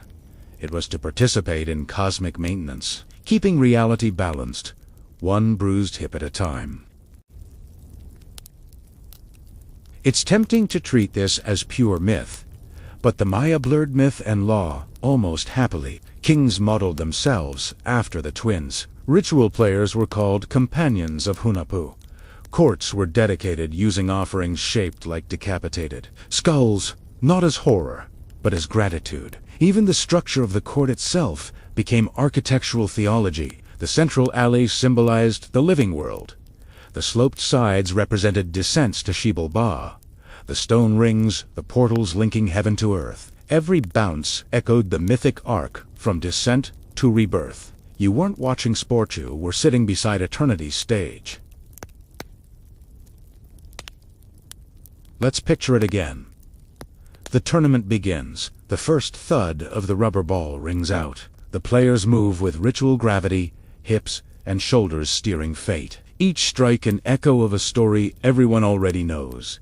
Death challenged, tricked, and outlasted. Spectators watch, not because they need suspense, they already know who wins, but because repetition is comfort. If the game ends well, the world endures another season. That's the secret of ancient ceremony. It doesn't entertain. It reassures. Over centuries, murals, codices, and carvings repeated the twin imagery everywhere. At Copen, panels show heroic figures, striking balls decorated with skulls. At Quirigua, kings pose mid-serve, perfectly balanced like reincarnations of the twin champions. Creation retold as athletic form. When the Spanish arrived, they couldn't read these stories, only misinterpret them. To them, the ball courts looked like arenas, the sacrifices barbaric, the rituals blasphemous. But remove the context, and it's easy to miss the poetry that life itself was the rally between gods and gravity. Even linguistics keeps a trace. The words the Maya used for playing the ball game and doing ritual overlap. In some dialects, they're identical. The game wasn't leisure. It was prayer with cardio. The sound of the ball was treated like a heartbeat universe pounding in sync. Too quiet, and crops fail. Too long without games, and cosmic dust accumulates. You can almost imagine priests checking the calendar and saying, "All right, we'd better round up some athletes before the stars start arguing again." And underneath all this spirituality, there was admiration for the Maya prized symmetry, rhythm, posturtha, calm between movements. To them, good play mirrored, good ruling, measured, poised, confident, but never frantic. Their heroes never look sweaty in relief carvings. They look like they're dancing between obligations. Maybe that's why Pok-ta-Pok stayed central for centuries. It was religion you could feel through muscle memory. When archaeologists uncovered quartz in the 20th century, they found offerings buried beneath the central line. Jade beads, shells, miniature rubber bowls, sometimes human remains. These were the relics of cosmic renewal, tokens of gratitude to the twins who had set universal precedent. Playing continued to mean engaging with the cycles those brothers restarted. Even today, reenactments honor them. Villagers still tell children, "Play fair," or the lords of Xibalba will challenge you to a rematch. A quaint warning, masking something much older. Don't forget what keeps the world in balance. So when we think of Pok-ta-Pok now, maybe it isn't about who lost or who died. It's about noise sound loud enough to wake gods, bouncing loud enough to keep them amused instead of destructive. The twins taught the inevitable truth. The game always continues. We only take turns joining it. Let's glide out of mythology now and back up to sunlight, because beyond the sacred storytelling, Pok-ta-Pok also shaped politics, art, trade, even urban design. The next stretch of our sleepy wander looks at how that single bouncing ball managed to hold together city alliances and social order. But for now, let the echo fade a little, the dull, perfect thud of rubber in humid air, somewhere between sleep and prayer.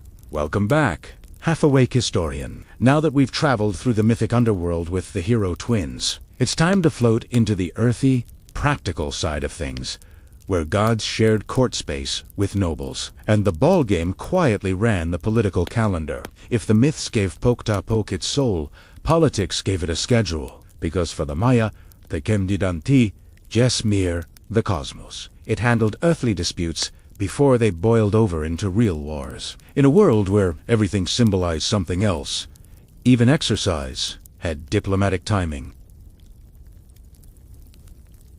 Start by picturing a Maya city. A layered blend of power and humidity. Atits sent their temples, markets, palace compounds, and, naturally, always near the ceremonial core. Never isolated.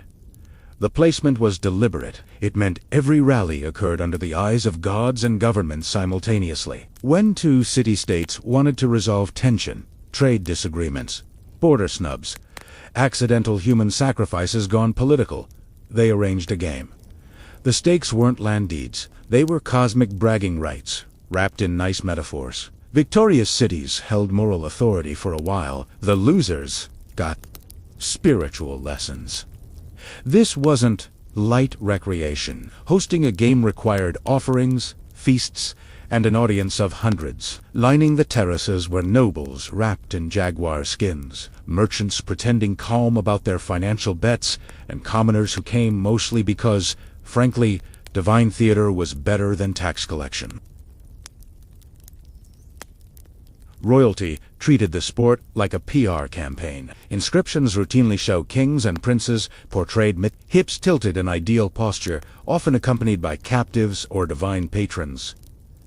The message, see, I'm athletic, favored by gods, and also armed. For instance, at Yaxchilin, a lintel panel shows Lady Zack, the queen, presiding over a ritual ball game. She's holding a ceremonial rope in one hand, bloodletting in the other, a multitasking queen ensuring her husband's points count cosmically. The carving shimmers with ritual precision. Feathers, serpents, floating deities watching the match. To the Maya mind, royal authority flowed through ritual competence. Being a capable ballplayer wasn't vanity. It was proof you could balance life forces. If you could keep a 4-kilo rubber orb suspended mid-air using your hips, surely you could manage a kingdom. Of course, not all games were friendly. Some functioned as performance punishment. Archaeologists have found murals in which captives were dressed as players for staged matchas, designed to showcase inevitable defeat. Losers became sacrifices, their failure completing the ritual the victors had requested from the gods. Detachment was key. Cruelty, never expressive. To outside eyes, it might look horrific. To the Maya, the act closed a cosmic circuit. The opponent's death balanced a scale, re-energizing the calendar. Cold logic wrapped in ceremonial music. The stadium crowd didn't jeer. They watched the way we might watch year-end fireworks. A closure, not entertainment. Material culture reflected that duality. Excavations often uncover small stone figurines of players, maybe children's toys, maybe devotional icons. Some wear knee guards, others carry miniature balls. Through these, you feel daily intimacy. Kids reenacting sacred stories without overthinking theology. Rubber balls themselves were valuable trade items, shipped from lowland jungles, rich with latex trees. The Olmecs had discovered how to make them centuries earlier, and the technique spread. Some cities specialized in crafting the objects, complete with ritual blessing before shipping. It's safe to say, no pre-Columbian supply chain ever matched this combination of sport and religion. Inside major courts, archaeologists have found layers of modification. Each new ruler added his own renovation. Repaved floors, new vertical walls, carved hieroglyphs praising himself as Lord of the Ball Court, which must have looked impressive on royal stationery. At Tonina, a late classic ruler even built a massive platform depicting the ball court as the literal center of time, connecting stelae that marked celestial events. Machas, aligned with equinoxes, shadows traced serpentine shapes down stairways, architecture choreographed to the seasons. Imagine attending one of those ceremonies. The crowd silent, priests counting heartbeats by drum rhythm, torches flickering, and then the precise moment when the sun-est shadow touches the court-est center line. The game begins. Cosmic calendar met physical choreography. For the everyday people of the city, the courts hosted more than tournaments. They also became social hubs. Markets sprouted near them. Travelers crossed their pre-game festivals, mixed food, music, trade deals, gossip. You could worship, buy maize cakes, or promise your cousin's daughter to someone all under the looming gaze of carved skulls. Reminding everyone of mortality, it has an odd contrast, vivid life in the company of death symbols. But that is the Mayan worldview in miniature. Dualities living peaceably adjacent. Joy and devotion weren't opposites. They existed in rhythm. Big cities competed for grandeur. Small towns mimicked them like younger siblings. In frontier regions, stripped-down courts still appeared, sometimes just earthen outlines. Even a modest farming community built one. Because having a ball court proved legitimacy, it meant you belonged to the cosmic network. Without one, your town was spiritually off-grid. Imagine local chiefs convincing their laborers. Yes, we need another stone wall. Planetary stability depends on it. It usually worked. It's hard to argue with cosmology when it's also your city's zoning plan. By the late Classic period, around the 8th century CE, Pok-ta-Pok had become integral to diplomacy. Rulers exchanged players as symbolic gifts, perhaps hostages under friendlier branding.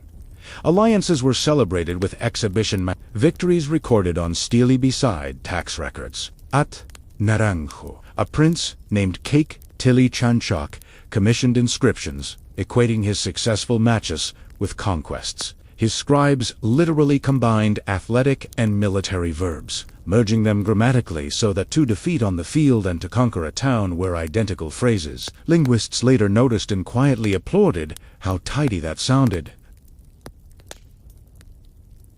Then came the slow unspooling of order. Political rivalries multiplied, wars turned serious again, and by the terminal Classic, the Maya world fragmented into smaller polities. Courts kept operating, but mainly as ritual relics. Sometimes, priests played solo symbolic rounds, a single player bouncing the ball thrice for renewal before dawn. No audience except shadows.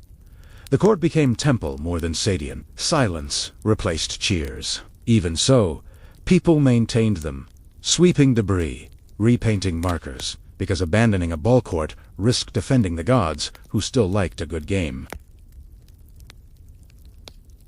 When Spanish explorers finally stumbled into the Yucatan, first impressions mixed confusion and judgment. They saw massive stone alleys, thought Colosseum, and assumed barbarism.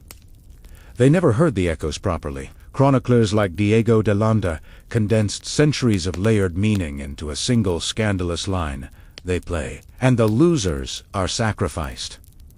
The simplicity stuck. Europeans adored neat villainy, yet what they witnessed was the final chapter of a language too complex to summarize a conversation between physics and faith, whispered in rubber bounces. So, by the 1500s, Pok-ta-Pok faded from full ceremony. Codices were burned, players disappeared into oral legend, and courts browned under jungle vines. But rhythm that hollow. Rolling sound lingered in folk dances, drum patterns, and harvest festivals. Even modern Maya descendants say rain begins when the skies play ball. Thunder as divine serve, the planet still listens.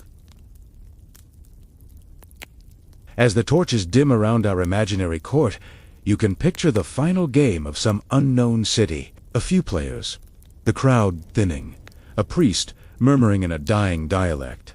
The ball rises, hits the wall, rebounds. Somewhere, a star flickers, exactly on cue, because in the Maya universe, everything from dying kings to passing clouds followed the same rhythm. And so long as someone kept the ball moving, the world wasn't completely lost. Hey again! You made it to the quiet part of the fire's low, the moon's high, and we're stepping out of ruined stone courts into what came next. Because even though Pok-ta-Pok belonged to a world of limestone temples and smoky torches, the game didn't end when the civilization did. It just hid for a few centuries, waiting for someone to bounce the ball again. By the time the Spanish conquest rolled through Central America, the Maya world had already shifted from dynastic rule to scattered principalities. The old bolcords stood silent, vines crawling through their cracks. The new arrivals, priests in armor, conquistadors with bright opinions, looked at them and saw sin. They called the game pagan, brutal, a mockery of salvation. They tore down temples and turned courts into plazas, sometimes literally building churches on top. The irony was thick. The same geometry that once anchored heaven and earth now hosted sermons about good and evil, but echoes travel in stubborn ways. Some towns kept playing quietly, not as ritual sacrifice anymore, but as something closer to celebration and echo without the theology. Spanish records mention Indian games with a bouncing rubber ball, described with mild confusion and occasional admiration. The friars tried to ban it, of course. People simply scheduled around inspection days. In nearby regions, versions of the game merged with village festivals. Rubber balls replaced with leather or wood. Hip playing turned into hand plays. The court shrunk to fit whatever open ground remained between colonial warehouses. The form wandered, but the motion stayed identical. Idea of keeping something alive by moving it. By the 1700s, Pok-ta-Pok had vanished from official memory, stuffed into the same category as superstitions. Yet, deep in indigenous storytelling, it lived as myth again, the way it began. Grandparents told of the hero twins, of snakes blooming from decapitated necks, of gods soothed by rhythmic rolling. The game drifted back into bedtime stories, preservation through whispers. And that's usually how cultures survive conquest, quietly, through habits and metaphors, too mundane to burn. Then came archaeology's age of fascination. In the 1800s, explorers from Europe hacked through jungles, desperate for lost cities to sketch. They stumbled on the ball courts, mistook them for amphitheaters, and wrote flowery travel books imagining gladiators under jungle vines. Victorian readers loved it blood, mystery, and exotic danger, all neatly contained in expensive hardcover. None of them realized they were glamorizing what had once been prayer. Over the next century, scholars pieced the truth back together. Hieroglyphs deciphered, pulva translated.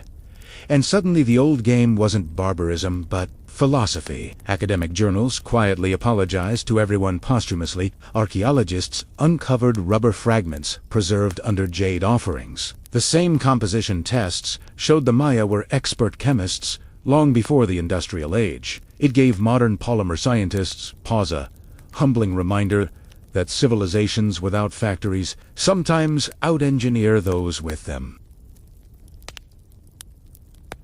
Meanwhile, in small contemporary Maya communities across Guatemala and Mexico, memory flickered into action again. Elders began reviving Pok-ta-Pok as cultural heritage, not for sacrifice, obviously, but for rhythm, pride, continuity. They built courts from cement, painted them with imagery of the hero twins, and trained youth teams. Players donned cloth padding, set torches for evening tournaments, and let the ball echo again between walls. You can find them today in Copan Ruinas, in Belize, in Quiche Regional Championships, complete with commentators, drums, and laughter. The sport now carries no fear, only fascination. When a player lands a good hip strike, the crowd cheers not for victory, but connection. One moment pulls 20 centuries into alignment. De Ballarks. De past notes. The loop completes. Beyond Central America, artists and historians fell for the symbolism. Pok-ta-Pok appeared in films, novels, museum galleries. Designers borrowed the court shape from modern stadiums. Even rubber companies like the irony enough to sponsor exhibitions showing how the first product they never invented still defines the material itself. There's a poetic symmetry in that. Spinning our technologies from the same trees that once powered myth. If the ancient game represented cosmic balance, maybe that's its real survival trick. It keeps returning whenever we need equilibrium again.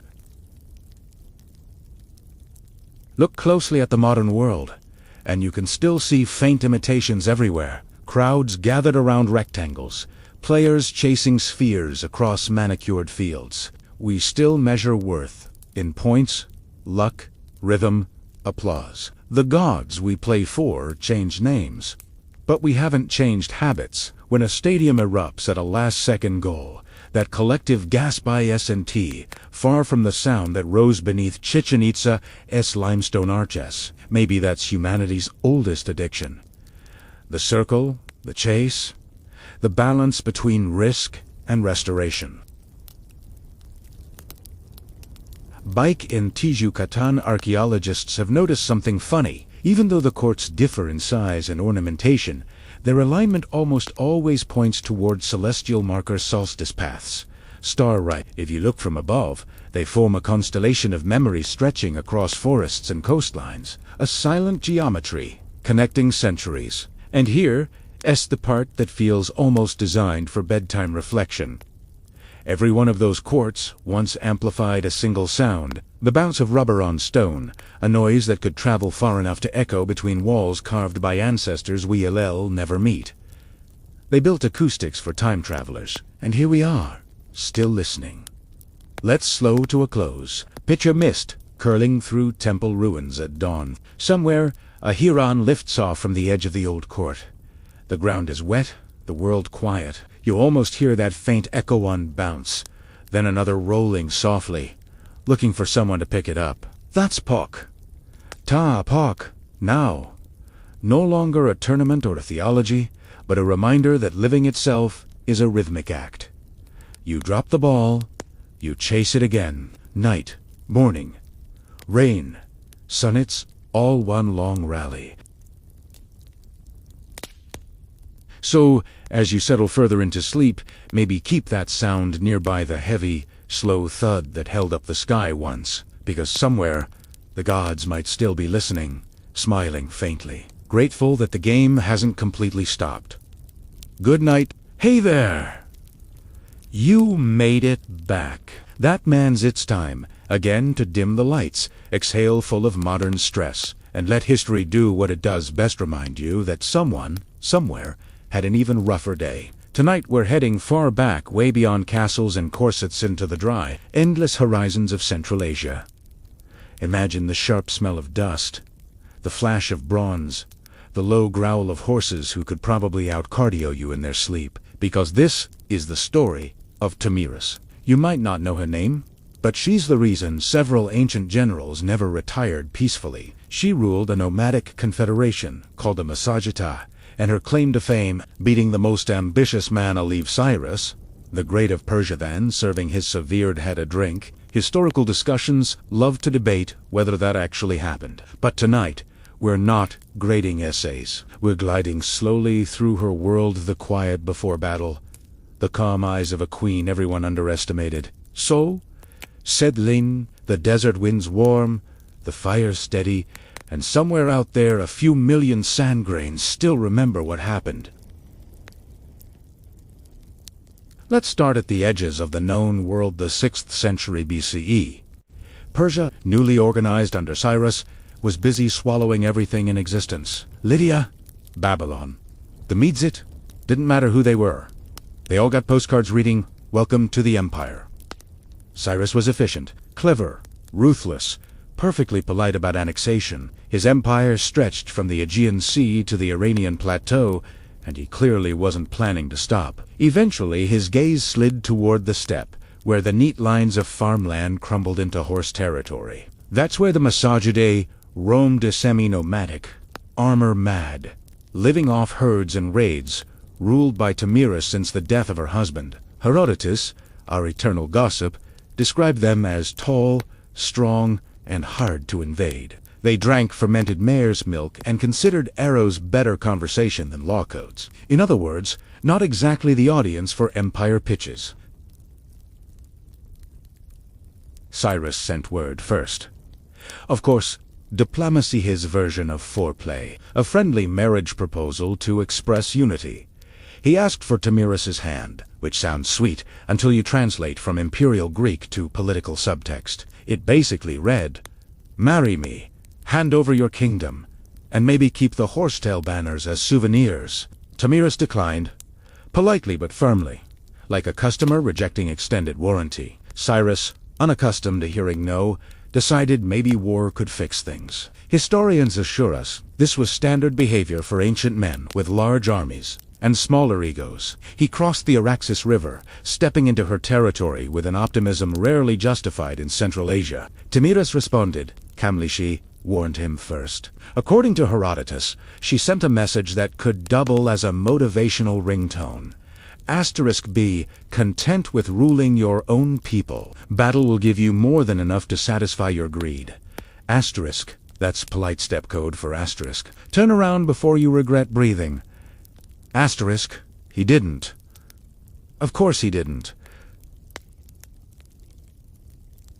Cyrus's opening tactic was trickery. He left a decoy camp full of wine and food, pretending to retreat, knowing the Massagettas preferred fermentation light. Tomyris's son, Spargapus, whose name sounds like someone sneezing, mid-sentence, led a vanguard of troops to pursue what looked like victory. They found the Persian supplies, celebrated like any army that sees free alcohol, and promptly drank enough to forget military protocol. Cyrus returned, attacked at dawn, captured most of them, including the prince. He was temporarily pleased with himself. Tomyris was not. Herodotus swears she sent another message, short and lethal, asterisk, give me back my son, and go home. If not, I will make you drink your fill of blood. Asterisk, that might sound theatrical, but if someone who commands an entire cavalry-based civilization says that it's best to consider compliance, Cyrus, again being Cyrus, declined. Tragically, Spargapus did what tragic royal sons often do. He asked to be freed from his chains, and on release, took his own life. One could call it loyalty or exhaustion, or simply the realization that diplomacy with Persians was bad for one's health. So Tomyris prepared for round 2.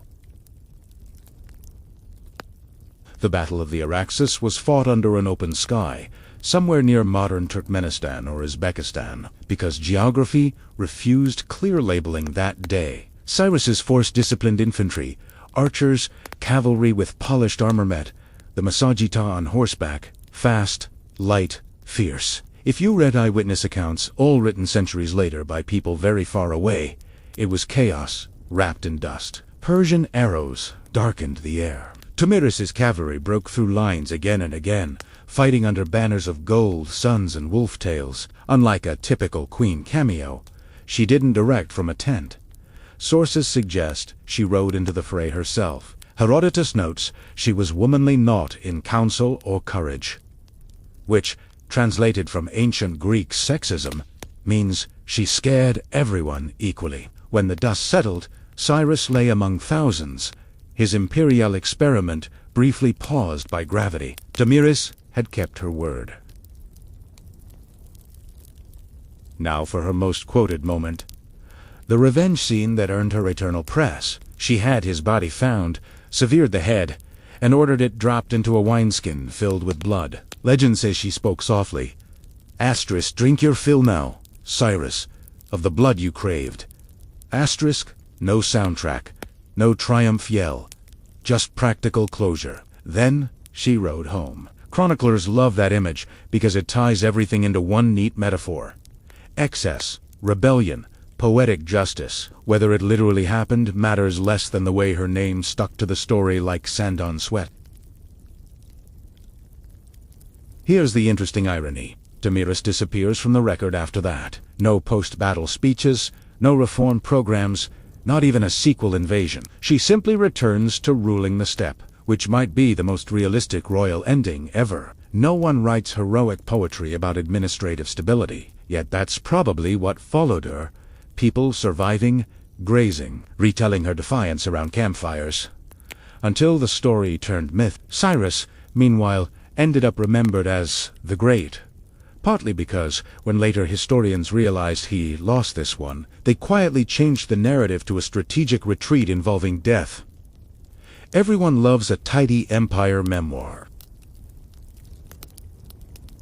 Let's pause there, halfway between factual ash and legend's glow. What makes Tomyris remarkable?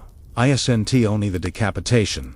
Sinit, est calm leadership reflected beneath it. She didn't conquer for expansion or glory. She defended autonomy. She's that quiet chapter of ancient history where survival itself is victory. Her people, the Massagedae, vanish from records within a few centuries, absorbed into Scythian and Soka tribes. But her name kept migrating into stories told by Persians, Greeks, Romans, Renaissance painters, and eventually crossword puzzles. Even Dante dropped her into his asterisk Purgatorio asterisk, because apparently eternity needs diverse company. Try picturing her world one last time before sleep catches you.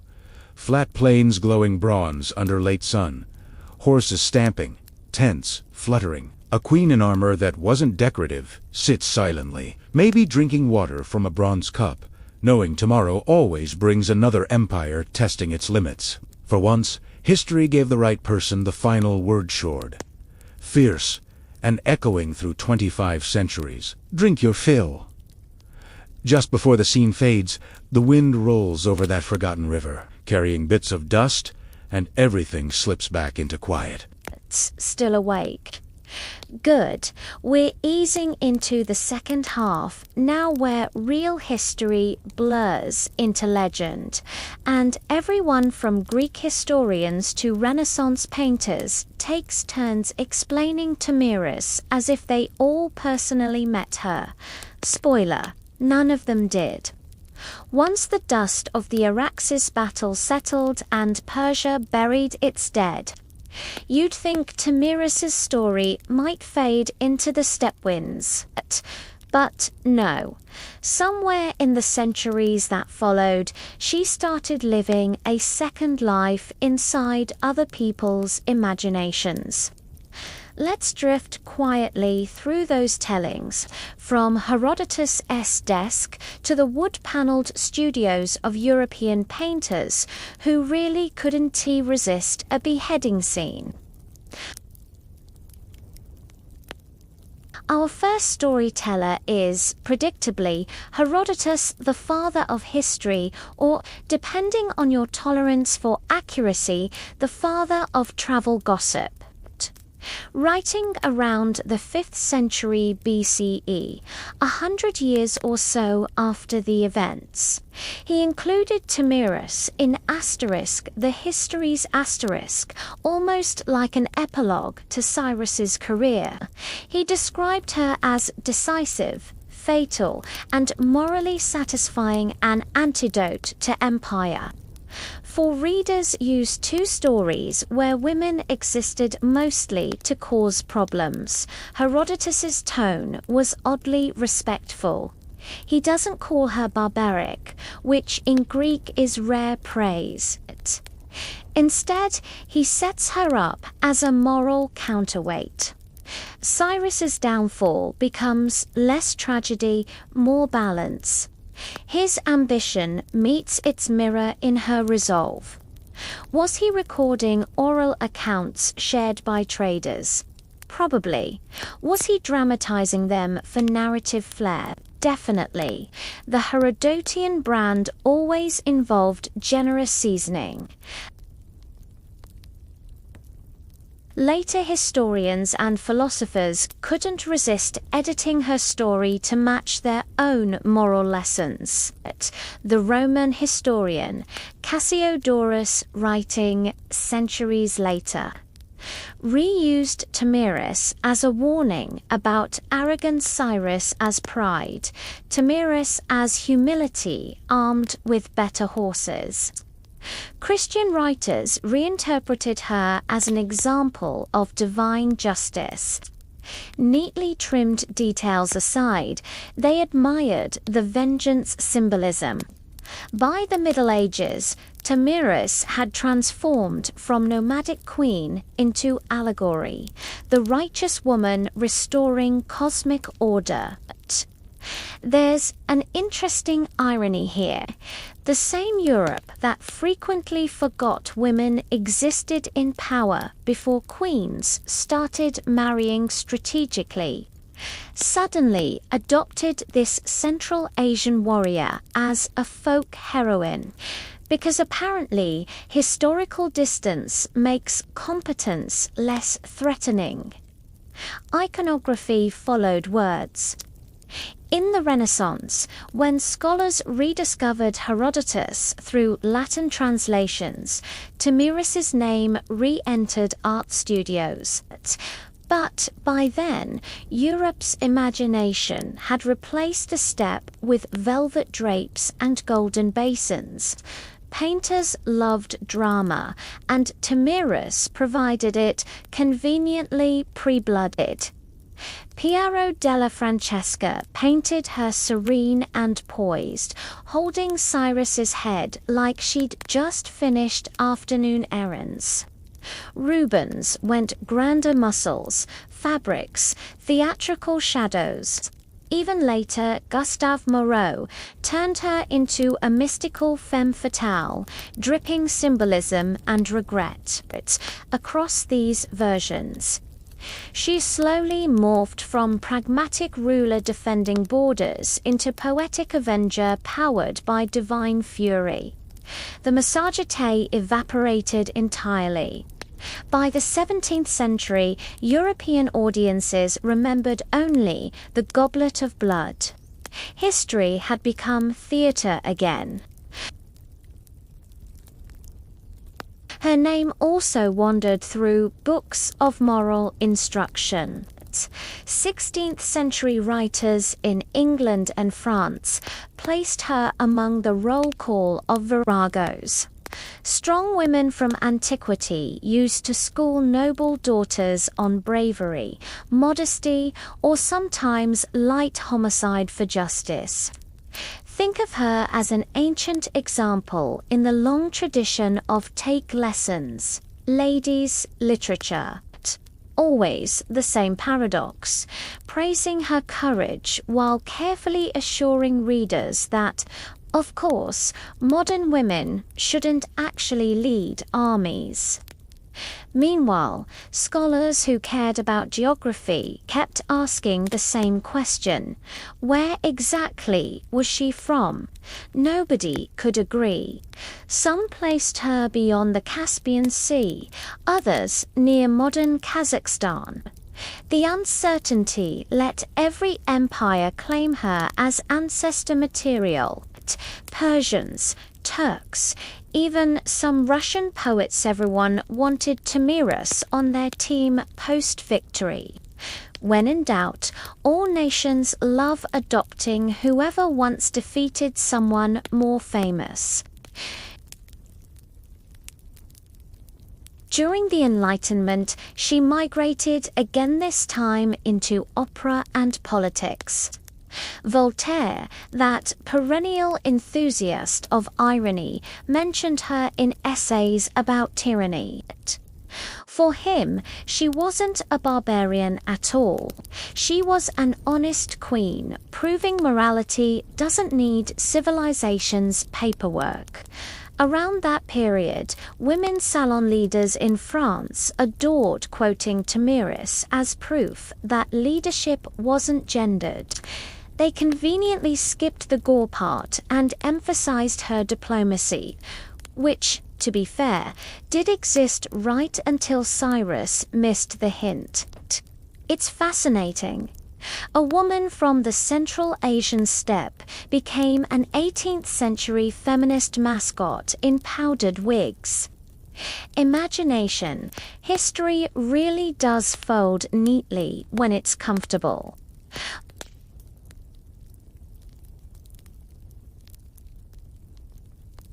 Modern historians tried to untangle myth from soil again, but archaeology hasn't found definitive evidence the battlefield's location fades under centuries of shifting rivers, but linguists confirm the Massagetti's existence and their kinship with the broader Scythian culture.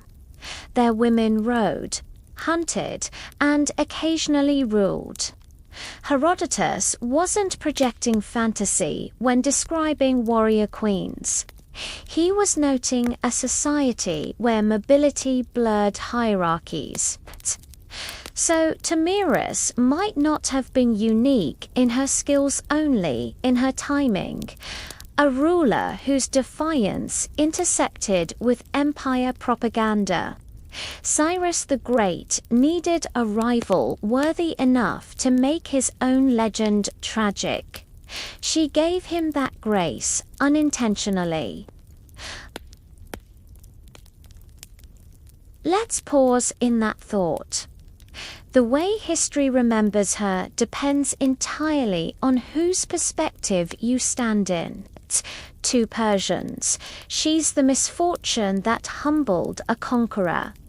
To Greeks, the exotic justice that corrected ambition. To later Europeans, the glamorous widow who turned a revenge arc into Renaissance decor. But step back to the likely reality: a nomadic queen leading a confederation. Defense, without expecting immortality, and you find something quieter, sturdier. She existed at the hinge between myth and record, where being remembered at all might count as the final victory. Imagine for a second the original moment erased by retellings, not the head in a bowl, but her return home. The long ride across the open plain, silence except for hooves, the smell of leather and dust. No speeches, only the steady relief of surviving empire. That's the Tomyris history forgets, the one without an audience. The one checking her weapons, feeding her horse, watching another dawn without banners. No artist paints that version because it's too calm, too human. But maybe that's the one that deserves to fall asleep beside us tonight. Again, you've stayed through deserts, ghosts of empires, and about 2.5 millennia of retelling. So settle deeper. We're at that slow, dusk-colored stretch where Tomyris stops being one person and starts becoming a pattern, because after the dust faded, her likeness wandered into other royal mirrors. She never appears by name, but you can spot her reflection in the women who rose later queens, whose power made chroniclers nervous, yet poetic. The lineage isn't blood, it's attitude. Let's flit along that line of influence, from warrior rides to velvet thrones, from real battlefields to the war rooms of reputation. First stop, a few centuries later, and westward across Europe, Boudica of the Iceni. Another widow, another underestimated queen. When Romans occupied her land and publicly humiliated her family, she did exactly what Tomyris might have done, given different decor. Retaliated, old chroniclers never compared them directly, but Victorian historians eventually noticed the resemblance to women commanding tribes against empires, both turning fury into strategy. Boudica, sadly, lost. Tomyris, allegedly, didn't. But the ghost of defiance was the same. In poetry, Boudica was labeled savage and noble in the same breath, the same adjectives once reserved for the The pattern repeats, women leading in crisis, later rewritten as symbols, rarely as administrators. History enjoys them angry, not governing. Movies again, in time Catherine the Great. 18th century Russia, empire this time on the winning side of history's balance. Catherine, like Tomyris, took power in a vacuum after a husband's inconvenient exit and a daring coalition. She ruled with the polish of Enlightenment language and the steel of steppe heritage somewhere in her political DNA. Russian poets occasionally referred to her as a northern Tomyris, mixing flattery with the faint anxiety men always felt around powerful women. She didn't fight Persians. She absorbed territories diplomatically, but the reputation of implacable queenhood followed her. Ironique allée. She also commissioned retold histories that praised female intelligence, yet quietly approved military necessity. That's Tomyris logic, wearing powdered wigs. Between these extremes, there's a trail of lesser-known rulers: Theodora in Byzantium, Zenobia of Palmyra, Queen Nzinga in Angololol, described by their contemporaries with the same astonishment. Effective, articulate, to calm under pressure. Each time, chroniclers reached for the Tomyris template without realizing it. The symbolism had solidified courage as vengeance, command coded as anomaly, victory restyled as morality tale. It's almost funny. Male rulers could have identical traits: ruthless, eloquent, strategic, and history would sigh and call it statesmanship. Women did the same, and somewhere an ancient echo whispered Tomyris. Fast forward to the 19th century, when art again grew nostalgic for heroic women. Painters rediscovered Tomyris between Cleopatra's eyeliner and Joan of Arc's armor. Each poster, each canvas, recycled the same elements: crown, dagger, serene eyes, unfazed by carnage. These images reached salons where romantic nationalism thrifted countries, building new myths from old ones. Artists projected unbending feminine virtue onto her, occasionally dressing her like a Parisian duchess, because nothing says steppe realism like silk corsetry. Still, those paintings did something important. They reminded viewers that power had multiple accents. By early modern education standards, schoolgirls were taught Tomyris as the antithesis of weakness. Reading primers in Britain or France listed her among great women of the world beside Joan of Arc and Elizabeth I. Ironically, her actual history-nomadic warfare, tribal administration, cultural hybridity was stripped away until she looked like a European queen who simply preferred leather armor. Yet, through distortion, she remained visible. Visibility counts. Let's pause for a faintly sardonic observation. Throughout history, male chroniclers adored using a single ancient woman as shorthand for all surprising female power. the way people reuse the same meme until it loses context. Need a moral about pride? Insert Tomyris. Want to inspire virtue? Still Tomyris. Trying to condemn revenge? Conveniently, Tomyris again. She became the Swiss Army knife of female symbolism. Useful, misunderstood, endlessly versatile. Meanwhile, her homeland's memory didn't vanish. In Central Asia, oral epics preserved her name as Tumara or Tomyris, varying with dialects. In some stories, she's not a widow avenging a son, but a goddess guarding rivers. The shape changes, the courage stays. During the Soviet era, when ideological education preferred quantifiable heroes, she was promoted again, this time as proto-national figure. Kazakhstan and Turkmenistan textbooks described her as one of the earliest leaders resisting imperial aggression. Not divine, not poet, a statue rose. In Astana Tomyris, with spear and composure, instead of gore, contemporary enough to align with modern nationalism, ancient enough to feel timeless. So, somewhere, she's still standing bronze, replacing Bronze Age myth-watching over crossroads motorways instead of trade caravans. What's quietly moving in all this repetition is how she shifted form, yet never disappeared. Few other ancient figures travel so easily across ideologies.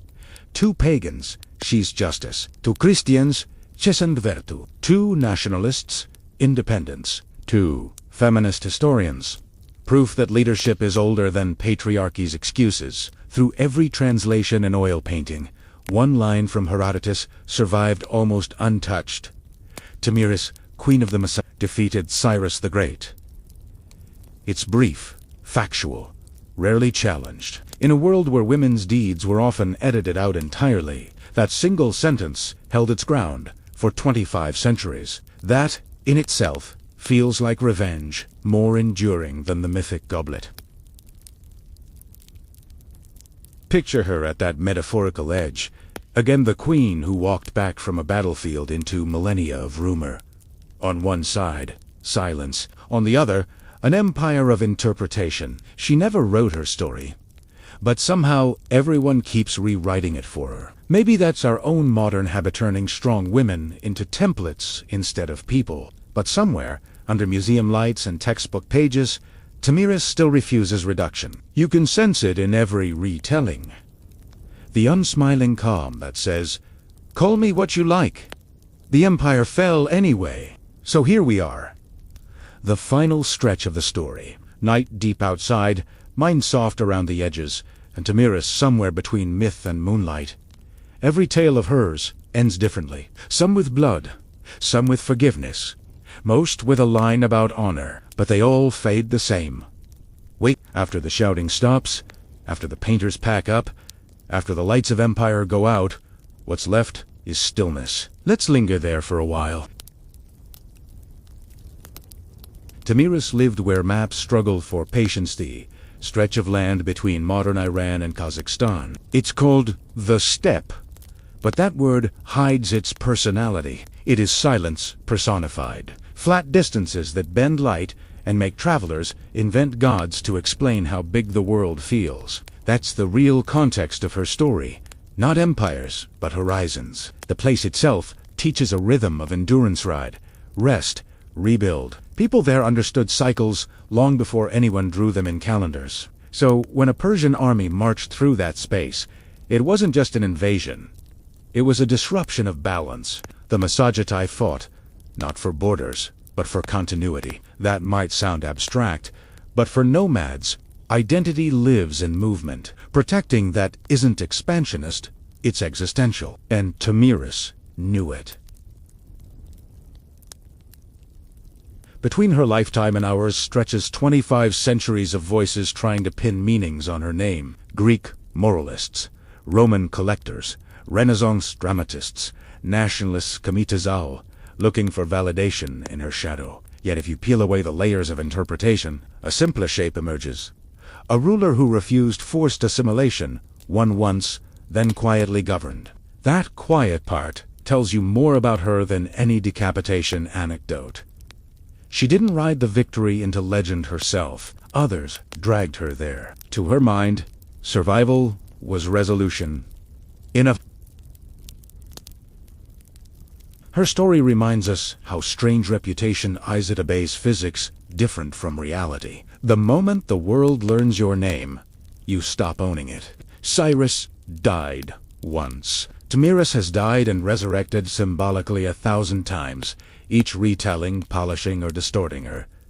But maybe she wouldn't mind. In step philosophy, permanence borders on boredom. Things live through motion, rivers, winds, stories. So every time someone mentions her, another small victory over forgetting happens. That's probably better than statues. Bronze, cracks, names, echo. Imagine, just for a second, the dawn after her battle, the absence of trumpets, the horses grazing, the first indifferent sunlight, bodies scattered, yes, but also the usual chores. Fires relit, tents repaired, children laughing at something completely unrelated to geopolitics. That's how empires actually end, not in cinematic closure, but in the continuation of ordinary life. Maybe she oversaw burial rites. Maybe she sat quietly and listened to the steppe wind circling, thinking of her son, of her rivals, of how Israeli history forgets intentions once outcomes arrive. There's peace in that thought. Centuries later, when archaeologists walk that ground, they find small things, bronze arrowheads, painted shards, fragments of textiles. Nothing says queen, just whispers a presence, which seems fitting for someone whose main achievement was resistance, not possession. It's easy to imagine her shrugging at the idea of monuments. What would they prove? The land itself already remembers. In the end, Tomyris stands as a contradiction, comfortable in her paradox. Barbarian to some, civilization's conscience to others. She held no temples, doblerut no laus, built no marble city, and yet her name crossed farther than many empire capitals did, because maybe humanity secretly prefers stories where the smaller force wins not out of destiny but determination. Every age borrows her for whatever moral feels most needed. Courage, vengeance, independence, discipline. She fits all of them because she started as something simpler, a leader refusing to vanish. And that's why, late at night, her story still works as a lullaby for ambitious civilizations, a gentle warning in historical form. All dominance meets its echo eventually. The desert keeps receipts. Next time, someone claims to rule forever. Remember, Tomyris, quietly pragmatic queen who ended greatness with practicality and went home before anyone could make a commemorative plaque. Now the embers are fading. The steppe is cold again. The horses are only silhouettes. Somewhere out there, beyond time zones and textbooks, she's probably still writing just a dark line against dawn, pacing the horizon so that memory doesn't fall asleep entirely. And maybe that's the way to leave her. Moving, undefeated, unburdened. A reminder that strength can be silent, and history doesn't owe anyone applause. Good night.